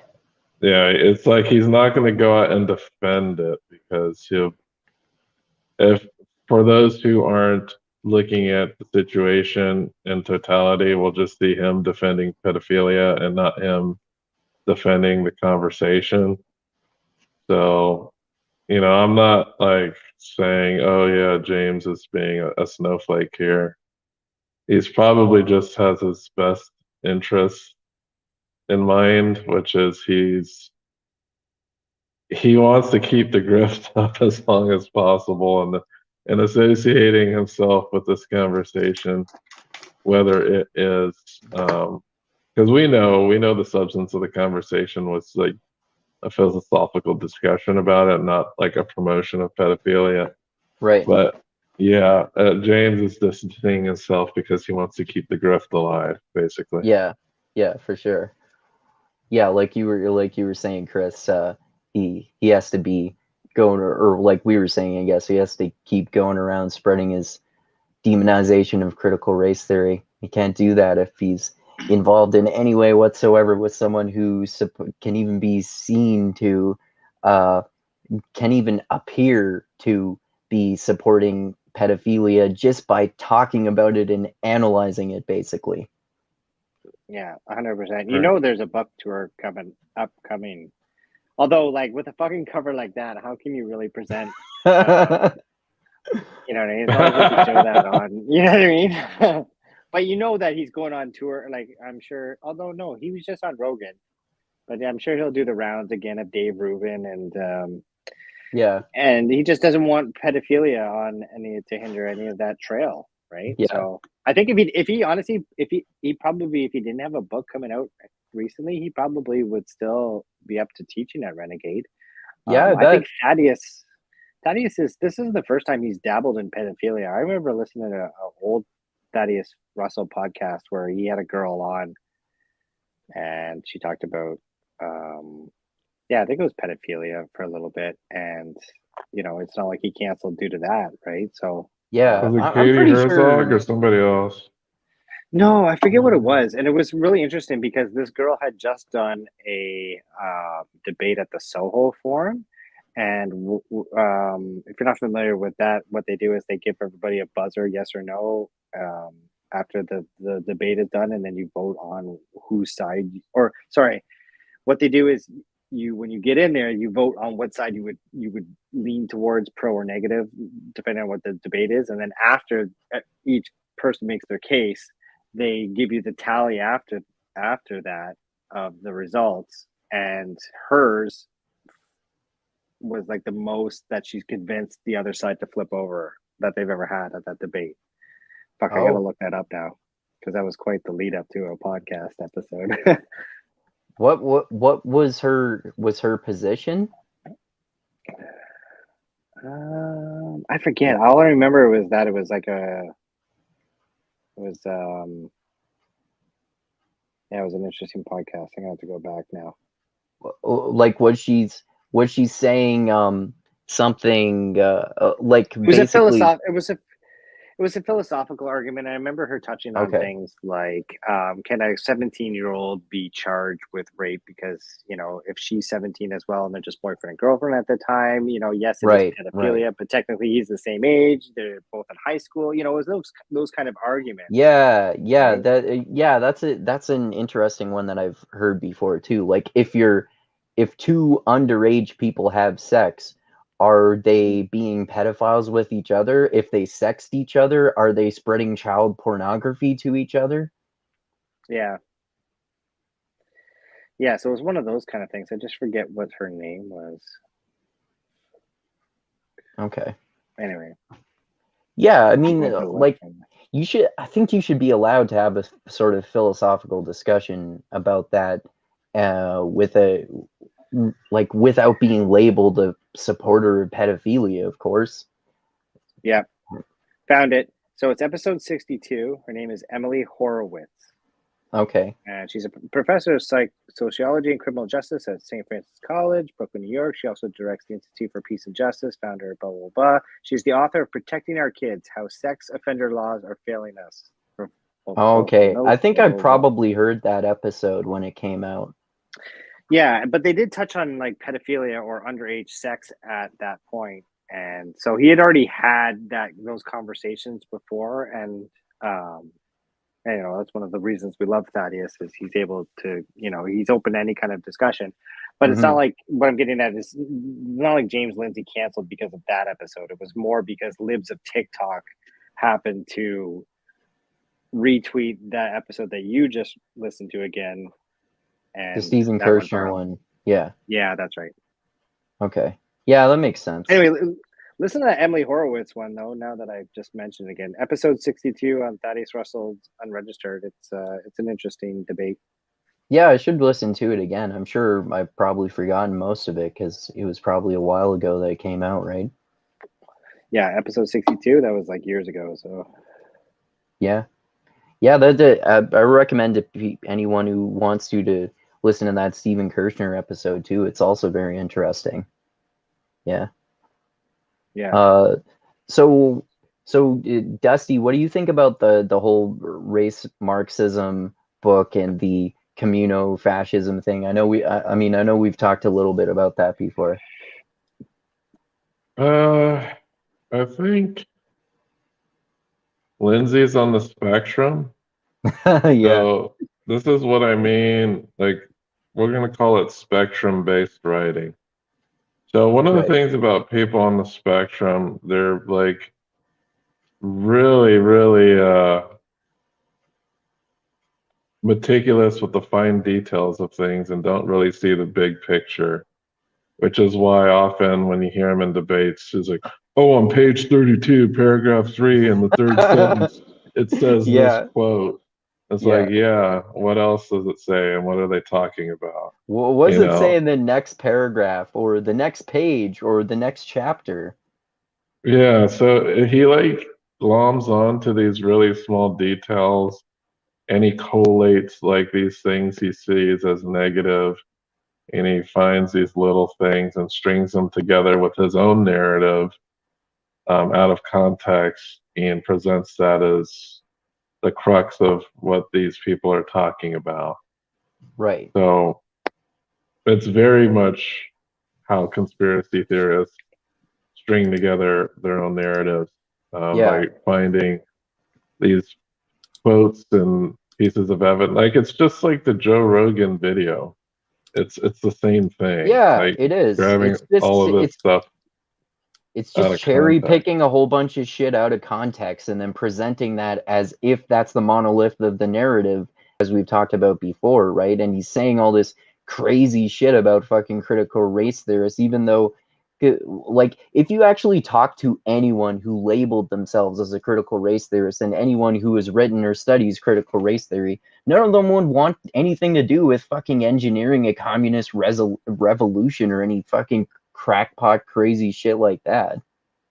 Yeah, because his influence has gotten to a level where, like, for instance, I was talking today over the past week, I've been having like a asynchronous conversation with somebody on the Mixed Metal Arts Facebook group, and CRT came up, and the person's like, well, yeah, well, Ibram X. Kennedy and Robin DiAngelo, they're like the evolution of CRT.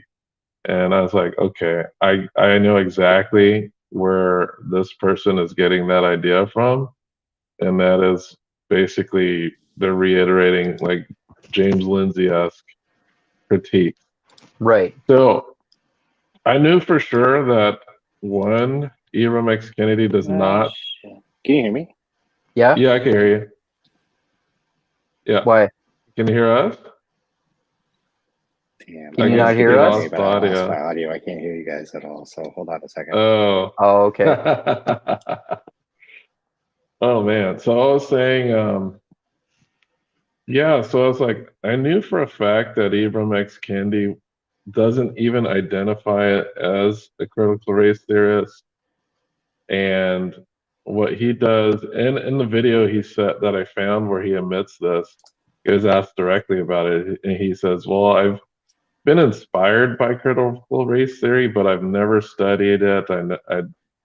I didn't go to law school.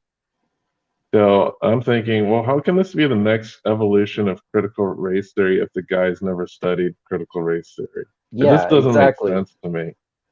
Well, And yeah, and we did that whole episode about people like him and Robin DiAngelo and how a lot of what they say is antithetical to what some of the critical race theorists have said, and like um, like we've talked about Derek Bell, for example, who makes arguments for incrementalism, which is not anything that James Lindsay ever mentions, and there's not this monolith of of an ideology that they follow. And Kimberly Crenshaw, for example, who James Lindsay always mentions, has said herself that Robin DiAngelo gets the definition of intersectionality totally wrong, and there are all these really like fundamental differences, like you were just saying.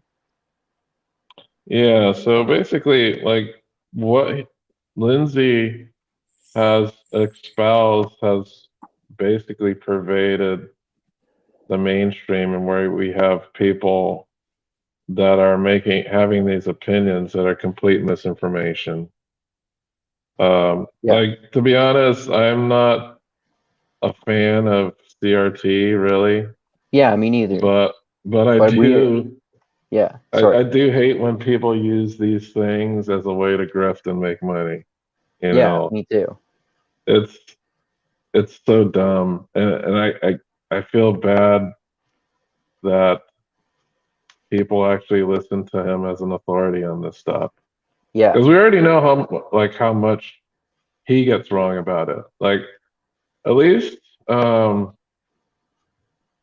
say Plecros, there's no way to view postmodernism as a neoliberal or a liberal or whatever you want to call it without having some type of bias, right? Yeah, of course. So there's definitely the bias from liberalism that's contending with what is said in postmodernism, which is it's basically critiques of power structures and shit like that. It doesn't tell you, oh yeah, this is what you need to do to fix this. Yeah, They it's don't like do that. They just tell you, criticizing okay. it's criticizing institutions of the modern era like science and religion, and how they've created narratives that liberals like Helen Pluckrose and James Lindsay accept without question as a priori faith claims. And it's about questioning these. It's not about advocating for any ideology as an alternative to it, right? Yeah, if there's only any advocation, the only advocation would be for using postmodernist techniques, but not really to advocate what to do once you. It's just like a lens. Like, say, okay, I have Yeah. an infrared lens and I have an ultraviolet lens. Okay, what type of information is this ultraviolet lens going to give me in this situation? And basically, postmodernism is a reading using a particular lens. It doesn't tell you what to do with that info, but it's just like a different view of some phenomenon. phenomena. It's not like, oh, you now have to make everything equitable, and you have to make sure that transgender people are being treated right. Like that has nothing to fucking do Yeah, with yeah, postmodernism at all. of course. So So why Even why critical is race it? theorists don't advocate for that kind of stuff. And like you were saying, postmodernism, it's a way to analyze things. That's all it's doing. It's analytically deconstructing things. yeah, and then I would say CRT is kind of, it has more of a gearing towards activism, Yeah, but it's none of it is like, even when I was reading that textbook, they ask the question of what you should do, but they never answer it. okay, yeah, Like they'll have discussion prompts for classes. Like that's what was in this textbook. And like the right, end of the chapters, it would be like, ask the class if there was this situation, and then have a class discussion about it. It doesn't give you the solution of what you should do, but it right, kind of shows that you want to foster some type of conversation and see what comes up from it. right. Okay. What What were you gonna is say there, Chris? what I was going to say is the thing I struggle with, and I know we talked about Lindsay and critical race theory before, so we don't have to really go down this rabbit hole. But I just like out of nowhere, I feel like this came. Do you know what I mean? Like we weren't Yeah, talking about critical race theory at all, and all of a sudden, bam! And the guy that is like the two front runners is like him and Chris Ruffio. Do you follow that guy on Twitter or see his retweets or whatever? no. Yeah, Anyway, they're the two guys, the two they're main the two people. guys. And Oh, how I did this? haven't heard of the other guy. Where I'm going with this is like, why did this become so popular that it's a cultural conversation? And more so because I tried to follow it a little bit, and it's confusing as fuck to me still. And it's more confusing as fuck to me because I find it kind of boring and not really a big issue, to be honest. Although I can kind of see parents' argument if they feel like this is being implemented in schools and they don't want that being taught. I'm sympathetic to that. Although I don't think Yeah. that's what this is all really about. Although you have Lindsay writing books about it now, and he's more known about that than like I know him from Impossible Conversations and his work with Peter Yeah, Boghossian and the whole like that's a good book. Yeah, we all like that book, I would say. Yeah. yeah, and I started off as his fan because he wrote all these essays, and they did that whole what's that called? The essays where they handed them out to like Science Mag and like the dog humping thing, Oh yeah, and that was the oh, I forget what it was hoax called papers. exactly. It was like the hoax papers or Yeah, something like something that. hoax papers. I forget what they were called, but yeah. I just yeah. So my question is like, why is Lindsay the front runner for this front, and how did it become kind of like so popular? If what you guys are saying is that he just fucks everything up. I don't know, man. That's a good question. I mean, Well, he, when you speak with authority, people just will believe you. But a random yeah. dude like James Lindsay, like I can see that if you're like a high Well, profile he guy to begin with. capitalized himself when I think it's when he first made his appearance on Rogan, Mm-hmm. and he just started appearing, like making media appearances. So, and when he went on Rogan, that was for the hoax papers. Yeah, yeah, that's why he was there in the first place, right? Yeah, that was kind of like his first toe dipping into the limelight. So, he kind of just stuck with that, and he would get invited on Fox News to talk about the CRT stuff. But I think he was even invited to like town halls and shit to talk about it. Oh, really? I But didn't know that. Wow. yeah, like he's gotten involved in that way. He's also gotten involved, saying that he was going to vote for Trump because Trump was going to ban CRT or something like that. Yeah, he's Right. become the So spokesperson for the other side of Yeah. this argument, and I just, yeah, I don't know. Like his book is coming out, that one with the crazy cover. Right. I don't need like I had no interest to fucking read it at all, but I feel like I But kind of want I might to I might understand more only read why, it to critique it. or I want to I don't under think, yeah, like I want to. I kind of want to read it, but man, I know it's just gonna piss me off. Yeah, it's gonna be terrible. Yeah, I have no I'll interest just wait in and see if Ben Burgess reads it. Hopefully he does. Yeah, yeah. Oh, I bet he'd be willing to do a podcast with me about that when it comes out. That would be interesting. But see, that angle isn't interesting to me either, because I know what he's going to say about that already, even though the book he hasn't even read it. Do you really think Ben Burgess is going to be like, man, this is a fucking 5-star review? This is the best shit ever? I highly doubt he's going to like the book.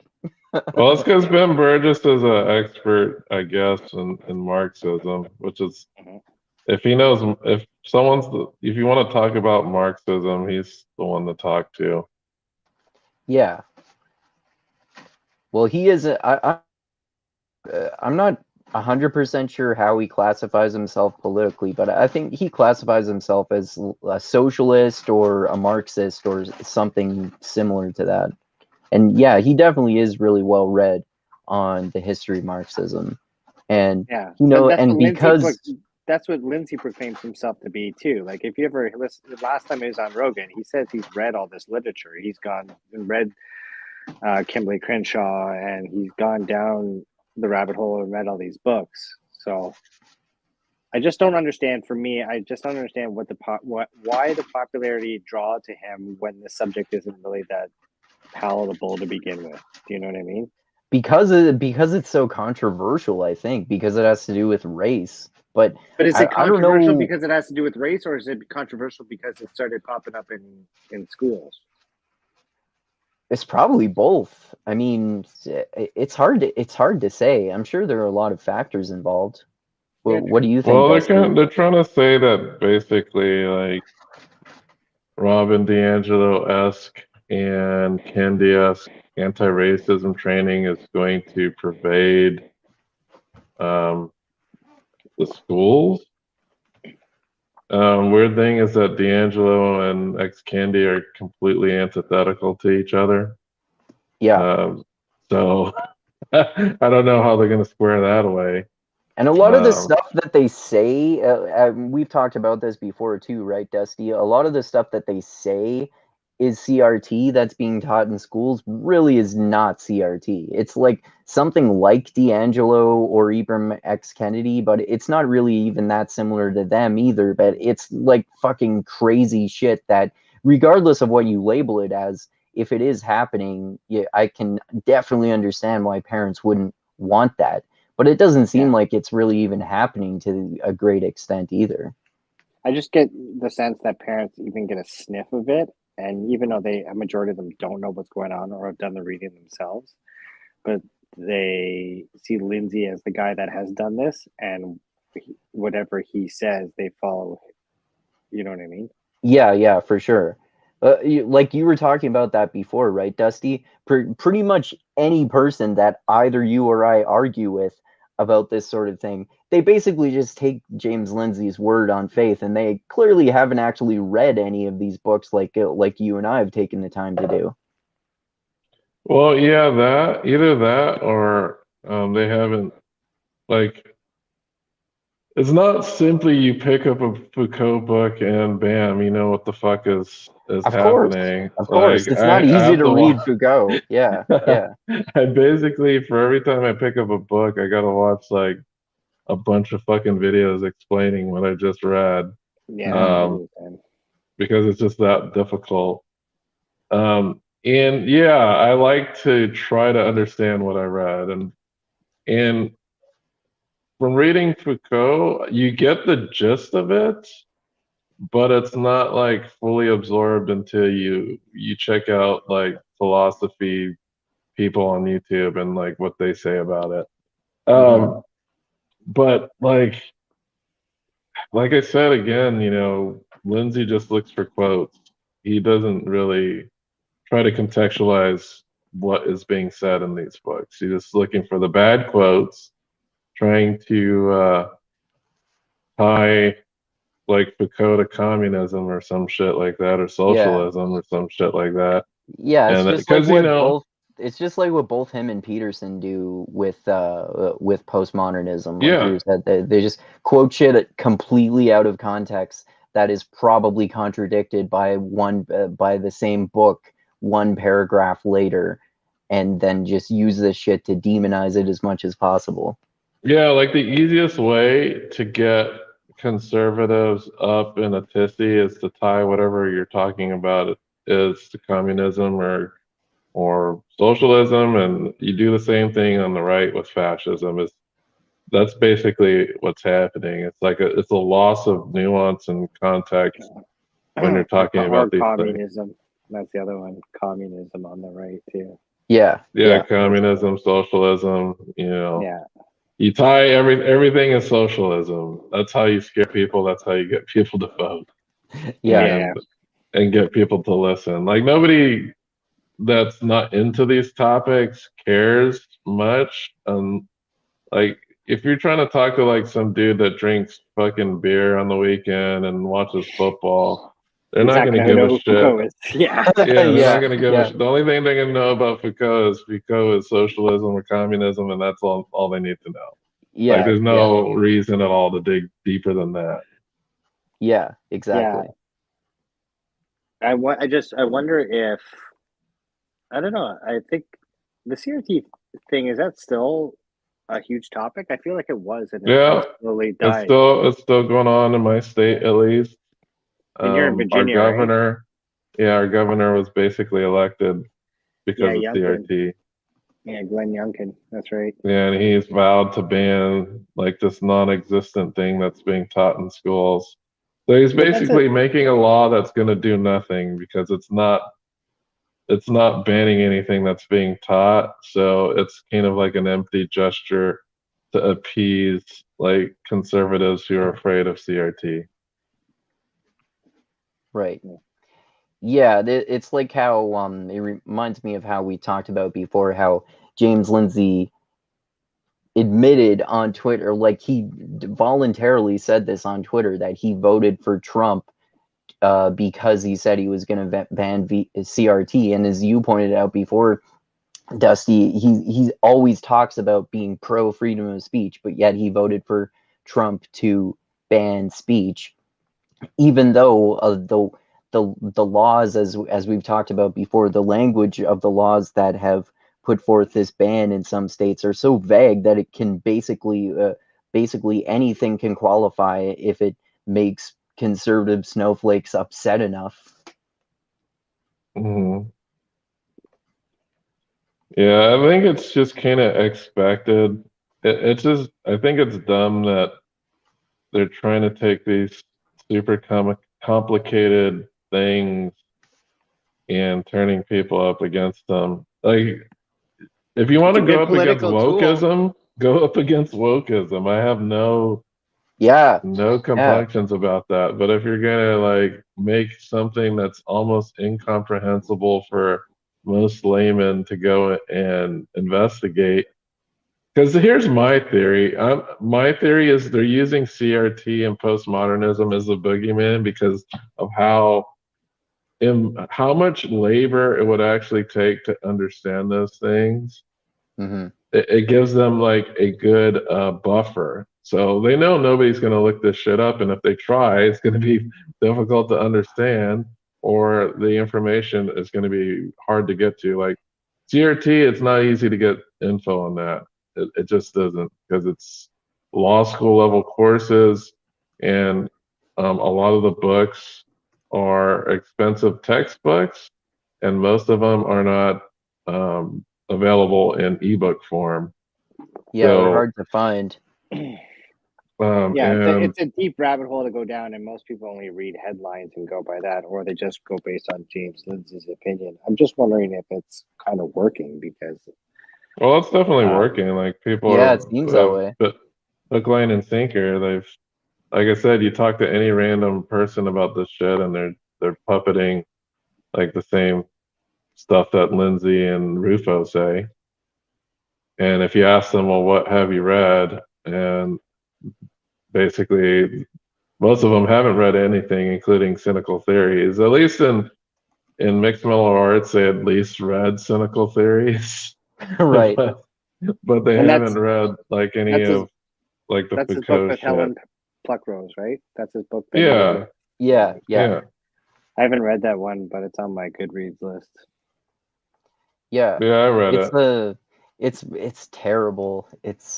I took detailed notes on it, and I'm gonna do a whole video series on it at some point. It's okay when they're talking about the more fringe shit, but the Yeah. problem is that they try to like lump in like postmodernism with like queer theory and all that other weird shit when it has not much to do with it.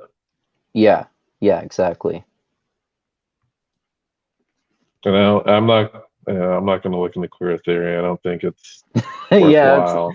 I don't think so either. I think I'll skip that. Yeah, I was like, I don't need to look into that. I don't need to look into fat studies.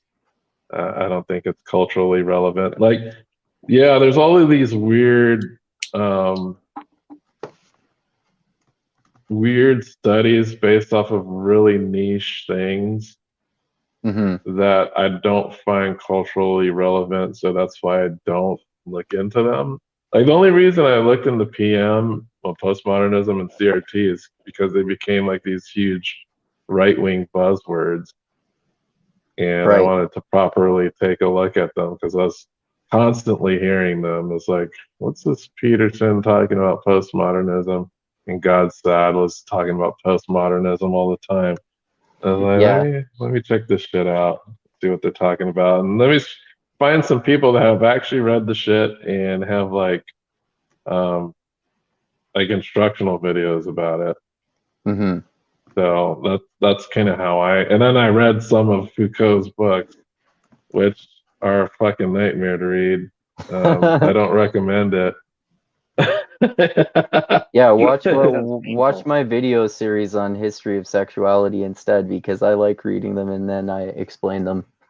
Yeah, basically it's full of one sentence paragraphs. Like that's how he writes. And the paragraphs are like one sentence that goes on for a page and a half or so. Yeah, it's like, what the fuck, man? Use some periods here. What's with your? It's like a paragraph is supposed to have an intro and then a conclusion, and it's just one fucking sentence. Like Jesus Christ, these crazy French people. Yeah, exactly. Yeah, maybe their writing style was definitely not good. No, like I was like when I listened to like the Foucault Chomsky debate, like I understand him there, but Jesus, like when his writing is like way more complicated and weird. Yeah, definitely. It's extremely like he really needed an editor. Yeah. Phenomenally verbose and pedantic. Yeah. But I think that the points that he's making, once you get down to the arguments that he's actually making, are very interesting. As I've talked about before, like for example, we talked about the pedophilia example, how the taboo against it is historically contingent, and one of the examples he uses is in history of sexuality is that some of the modern institutions, such as the institutions of the modern era, like science and religion, created this concept of homosexuality in order to declare these gay people as separate and abnormal and other, and not only that, but also sinful and medically flawed. So that's one of the ways that postmodernism is antithetical to this wokeness shit, because the Foucault's whole point behind talking about things like homosexuality and pedophilia is that it's this endless creation of new categories which only serves to otherize people and mark them as different, which is what causes problems, which again doesn't mean that pedophiles are just as much victims as gay people. Of course, that's not necessarily the case, but it's the creation of these categories, like especially in the instance of gay people, that can be problems. And the woke people want to just create these endless categories to have people as specifically labeled as possible. Mm-hmm. Yeah, it's really like it's not crazy stuff. It's just like, man, this guy really put a lot of thought into it, but man, someone should have edited his writings. Yeah, exactly. Yeah, definitely. And A lot of it this is about the history of concepts and institutions and stuff like that. yeah, basically. Yeah. I feel like your What we- channel is going to get so many strikes from YouTube. Pedophilia. Yeah. Yeah, I know. Oh man, talking about like pedophilia, the Decepticons, racism, all sorts of stuff like that. They and you had like our who was it? Not our finance minister, but somebody was saying the other day in our government was saying that if you're found to be like because they were talking about the trucker convoy people and saying if you were found to be a Trump supporter, that they could come after your financial banking records and get rid of your visa and that kind of stuff. So, Ridiculous. man, it could come to a point one day where they're like looking up your YouTube channel, and just because you talk about pedophilia, you can't get a visa or credit towards a house now. I'm in the same boat. Happen or not fucking happen, man. It's crazy. Well, no, I don't think it will Mm. come to that point, but fuck, baby steps, like a lot of these things. Like we went from 2 weeks to flatten the curve to 2 years of just bananas, right? So, Yeah. yeah. All right. Well, anything else you guys want to say about these topics, or anything else that we've been talking about? Yeah, no, I think we got canceled enough for one night. We're gonna cancel. Yeah. It's so ridiculous too, because my channel is still pretty small, but I'm already getting like episodes deleted and shit like that. Ridiculous. Yeah, but I often run into the issue of being sympathetic to people's enemies.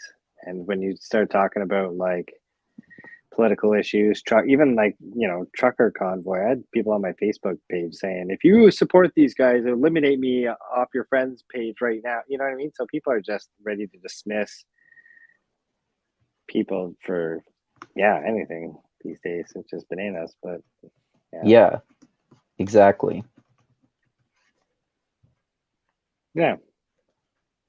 All right. Well, what about you, Dusty? Anything else you want to say there about these topics? No, I think we had a pretty good conversation. I think I'm glad to be informed about the Canada thing. I didn't know what the sentiment was, but yeah, if you want to, I would say check out. Well, I would say check out just coverage of it. Try to get contrasting coverage, like NYT and Canada Land. I like their contrasting coverage. I think I like Canada Lands more because they're Canadian. So, and they were like shitting on NYT like throughout the podcast when they were talking about it.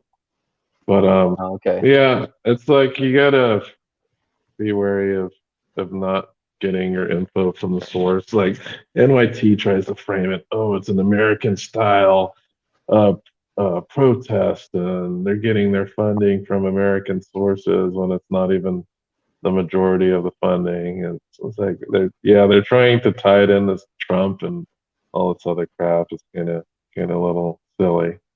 Yeah, no, Yeah. they definitely tried that. True North and the Counter Signal are also decent, and Viva Fry too. They were decent independent journalists. They're mostly, well, True North and Viva are kind of heterodox.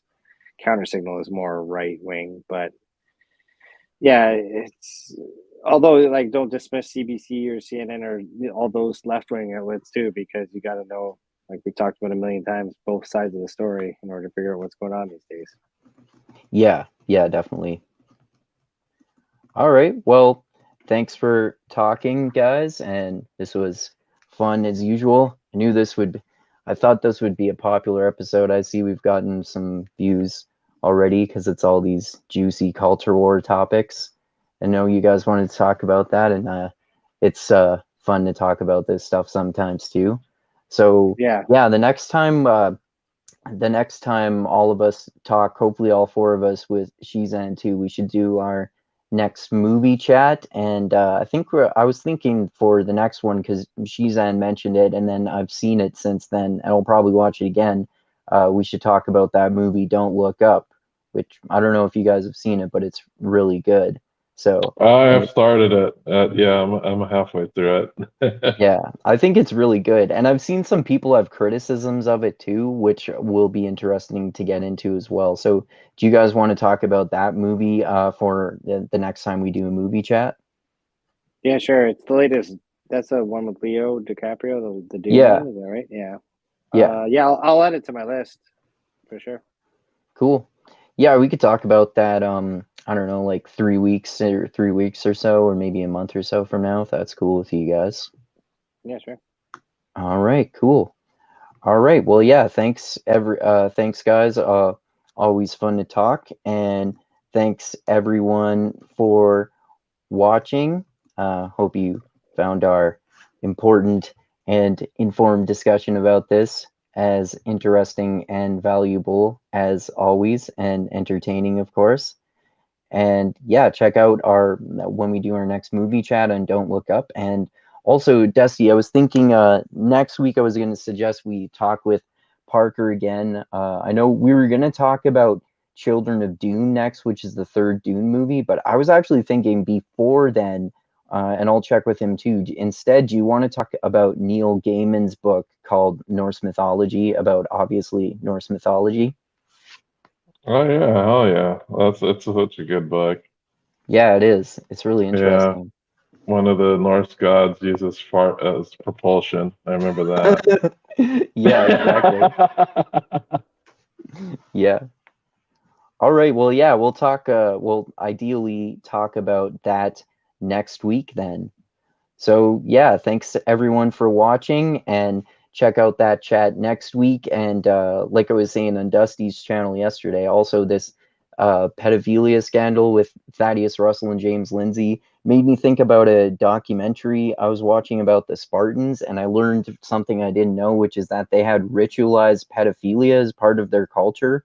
So I had the idea to start on, and I've been working on a video that I'm probably going to release sometime next week about how the Spartans had ritualized pedophilia, and relate that to Foucault's argument, like philosophical exploration of the concept in his book called History of Sexuality.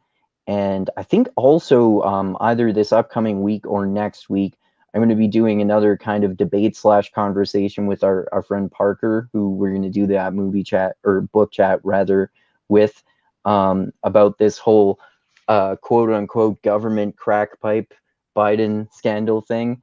And because I think in general, drugs being legalized and even provided by the government is good because it makes them safer and it helps people, and junkies deserve to be helped too, and they should have psychological help. But Parker seems to be more against that, so we're going to talk about our different views on Who's that. against about it? It I have a seems good that, argument for it. yeah, Yeah. Like okay, from what I've heard and have been researching, giving people a safe place to do opioids uh, prevents them from death by OD. So I think mm-hmm. they were saying, like in a locality where they implemented this type of program, like in a month they saved like 115 people from ODing, from Yeah, dying. because then you can know that your drugs are not contaminated with fentanyl, right? Or Well, any they're gonna other do like their own opiate. drugs. It's just that where they do them at, they're within reach of emergency like services. And clean needles and stuff like that. Yeah, yeah. Yeah. Yeah, we have a few safe injection sites here in my hometown. and I think they've been successful. I haven't heard any negatives about them. So, Well, Okay. yeah, it's like the white ring media is like, oh, crack, Joe Biden's giving out crack pipes. They're not, Yeah. and they're not doing that. But even if they were, I think that would be a good thing. Even if the government distributed heroin to heroin addicts, and you could know that it was unadulterated heroin and it didn't have fentanyl in it, I think that would still be better than buying fentanyl on the streets. Yeah, it'd I be don't good to know. I just treat can't give the treat government it. more I think they power. should treat it and observe. I don't mind them treating it and observing it, but giving it out is a whole different thing. Yeah, because the That's fair. government gives out weed here and it's a disaster, right? Even though you would It's think it would really be driven the prices down, though. Like It has. it's cheaper to buy it at a dispensary now than it was before it was legalized. It has, but you know what's happened is the Canadian government has, and this is a whole other debate, not to drag this conversation longer, but it's pretty much cornered the market, and it's way cheaper to get it from the government. I buy my weed from the government now, which is fucked up because 10 years ago I hated the government for making it, you know. But anyway, they pretty much have gotten rid of the middleman or the small business owner that could open up a pot shop by regulating the shit out of it. You have to have 80 licenses. You have to have like 6 feet away. They've made all these rules so fucking stupid. But then they've taken all the market and made it cheaper and yada yada yada. So Okay. I don't know. Yeah, that's fair. I'm sure Parker and I will get into that when we have that kind of debate conversation about that. So yeah, that'll be interesting to talk about. So yeah, check that out. And yeah, thanks guys as always for talking. Thanks as always to everyone for watching. Click that like button, subscribe, click the bell to be notified when I come out with other videos. Check out my Patreon page. Even $1 a month is greatly appreciated, and the link is in the description of the video as always. And like I always say, I love you all. Keep being the tiny beam of light that shines through the almost impenetrable darkness in the universe. And most importantly, always remember this: the funk cures all, and groove is in the heart, and Joe Rogan is a good person, and also you don't have to support the Freedom Convoy in any way to think that Justin Trudeau's response to it was fucked up and authoritarian. And also, you should be allowed to discuss pedophilia philosophically and historically without being labeled as supporting pedophilia. And James Lindsay spreads a bunch of paranoia about critical race theory. And yeah, look forward to all of our future discussions. And anything else you guys want to say before we end it there? No, I'm all good. Just check on my channel next week. We're going to talk about the sword of truth. Yes. The Temple of the Winds. I'm like almost finished. I think I got like an hour left to go. Yeah, book 4. Check out Dusty's channel, Woke Centrist, next weekend, where we will be discussing that book 4 in the Sword of Truth series by Terry Goodkind, who is widely hated among fantasy nerds, but some of his books are actually pretty good, and some of them are terrible. But there's a lot of variation in this series. So yeah, check out that book out. Chaos too. And yes, maybe we could have a chat about that one day. Yeah, great idea, man. Yeah, we should definitely do that. Yeah, maybe one of you guys could find me some sort of digital copy, like an audiobook copy of that. That'd be great. Yeah, I have the audiobook. I'll send it to you. Sweet. Yeah, we should definitely do a podcast about that. That'd be fun to talk about. All right. Yeah, thanks, guys, and thanks again, everyone. And adios until next time.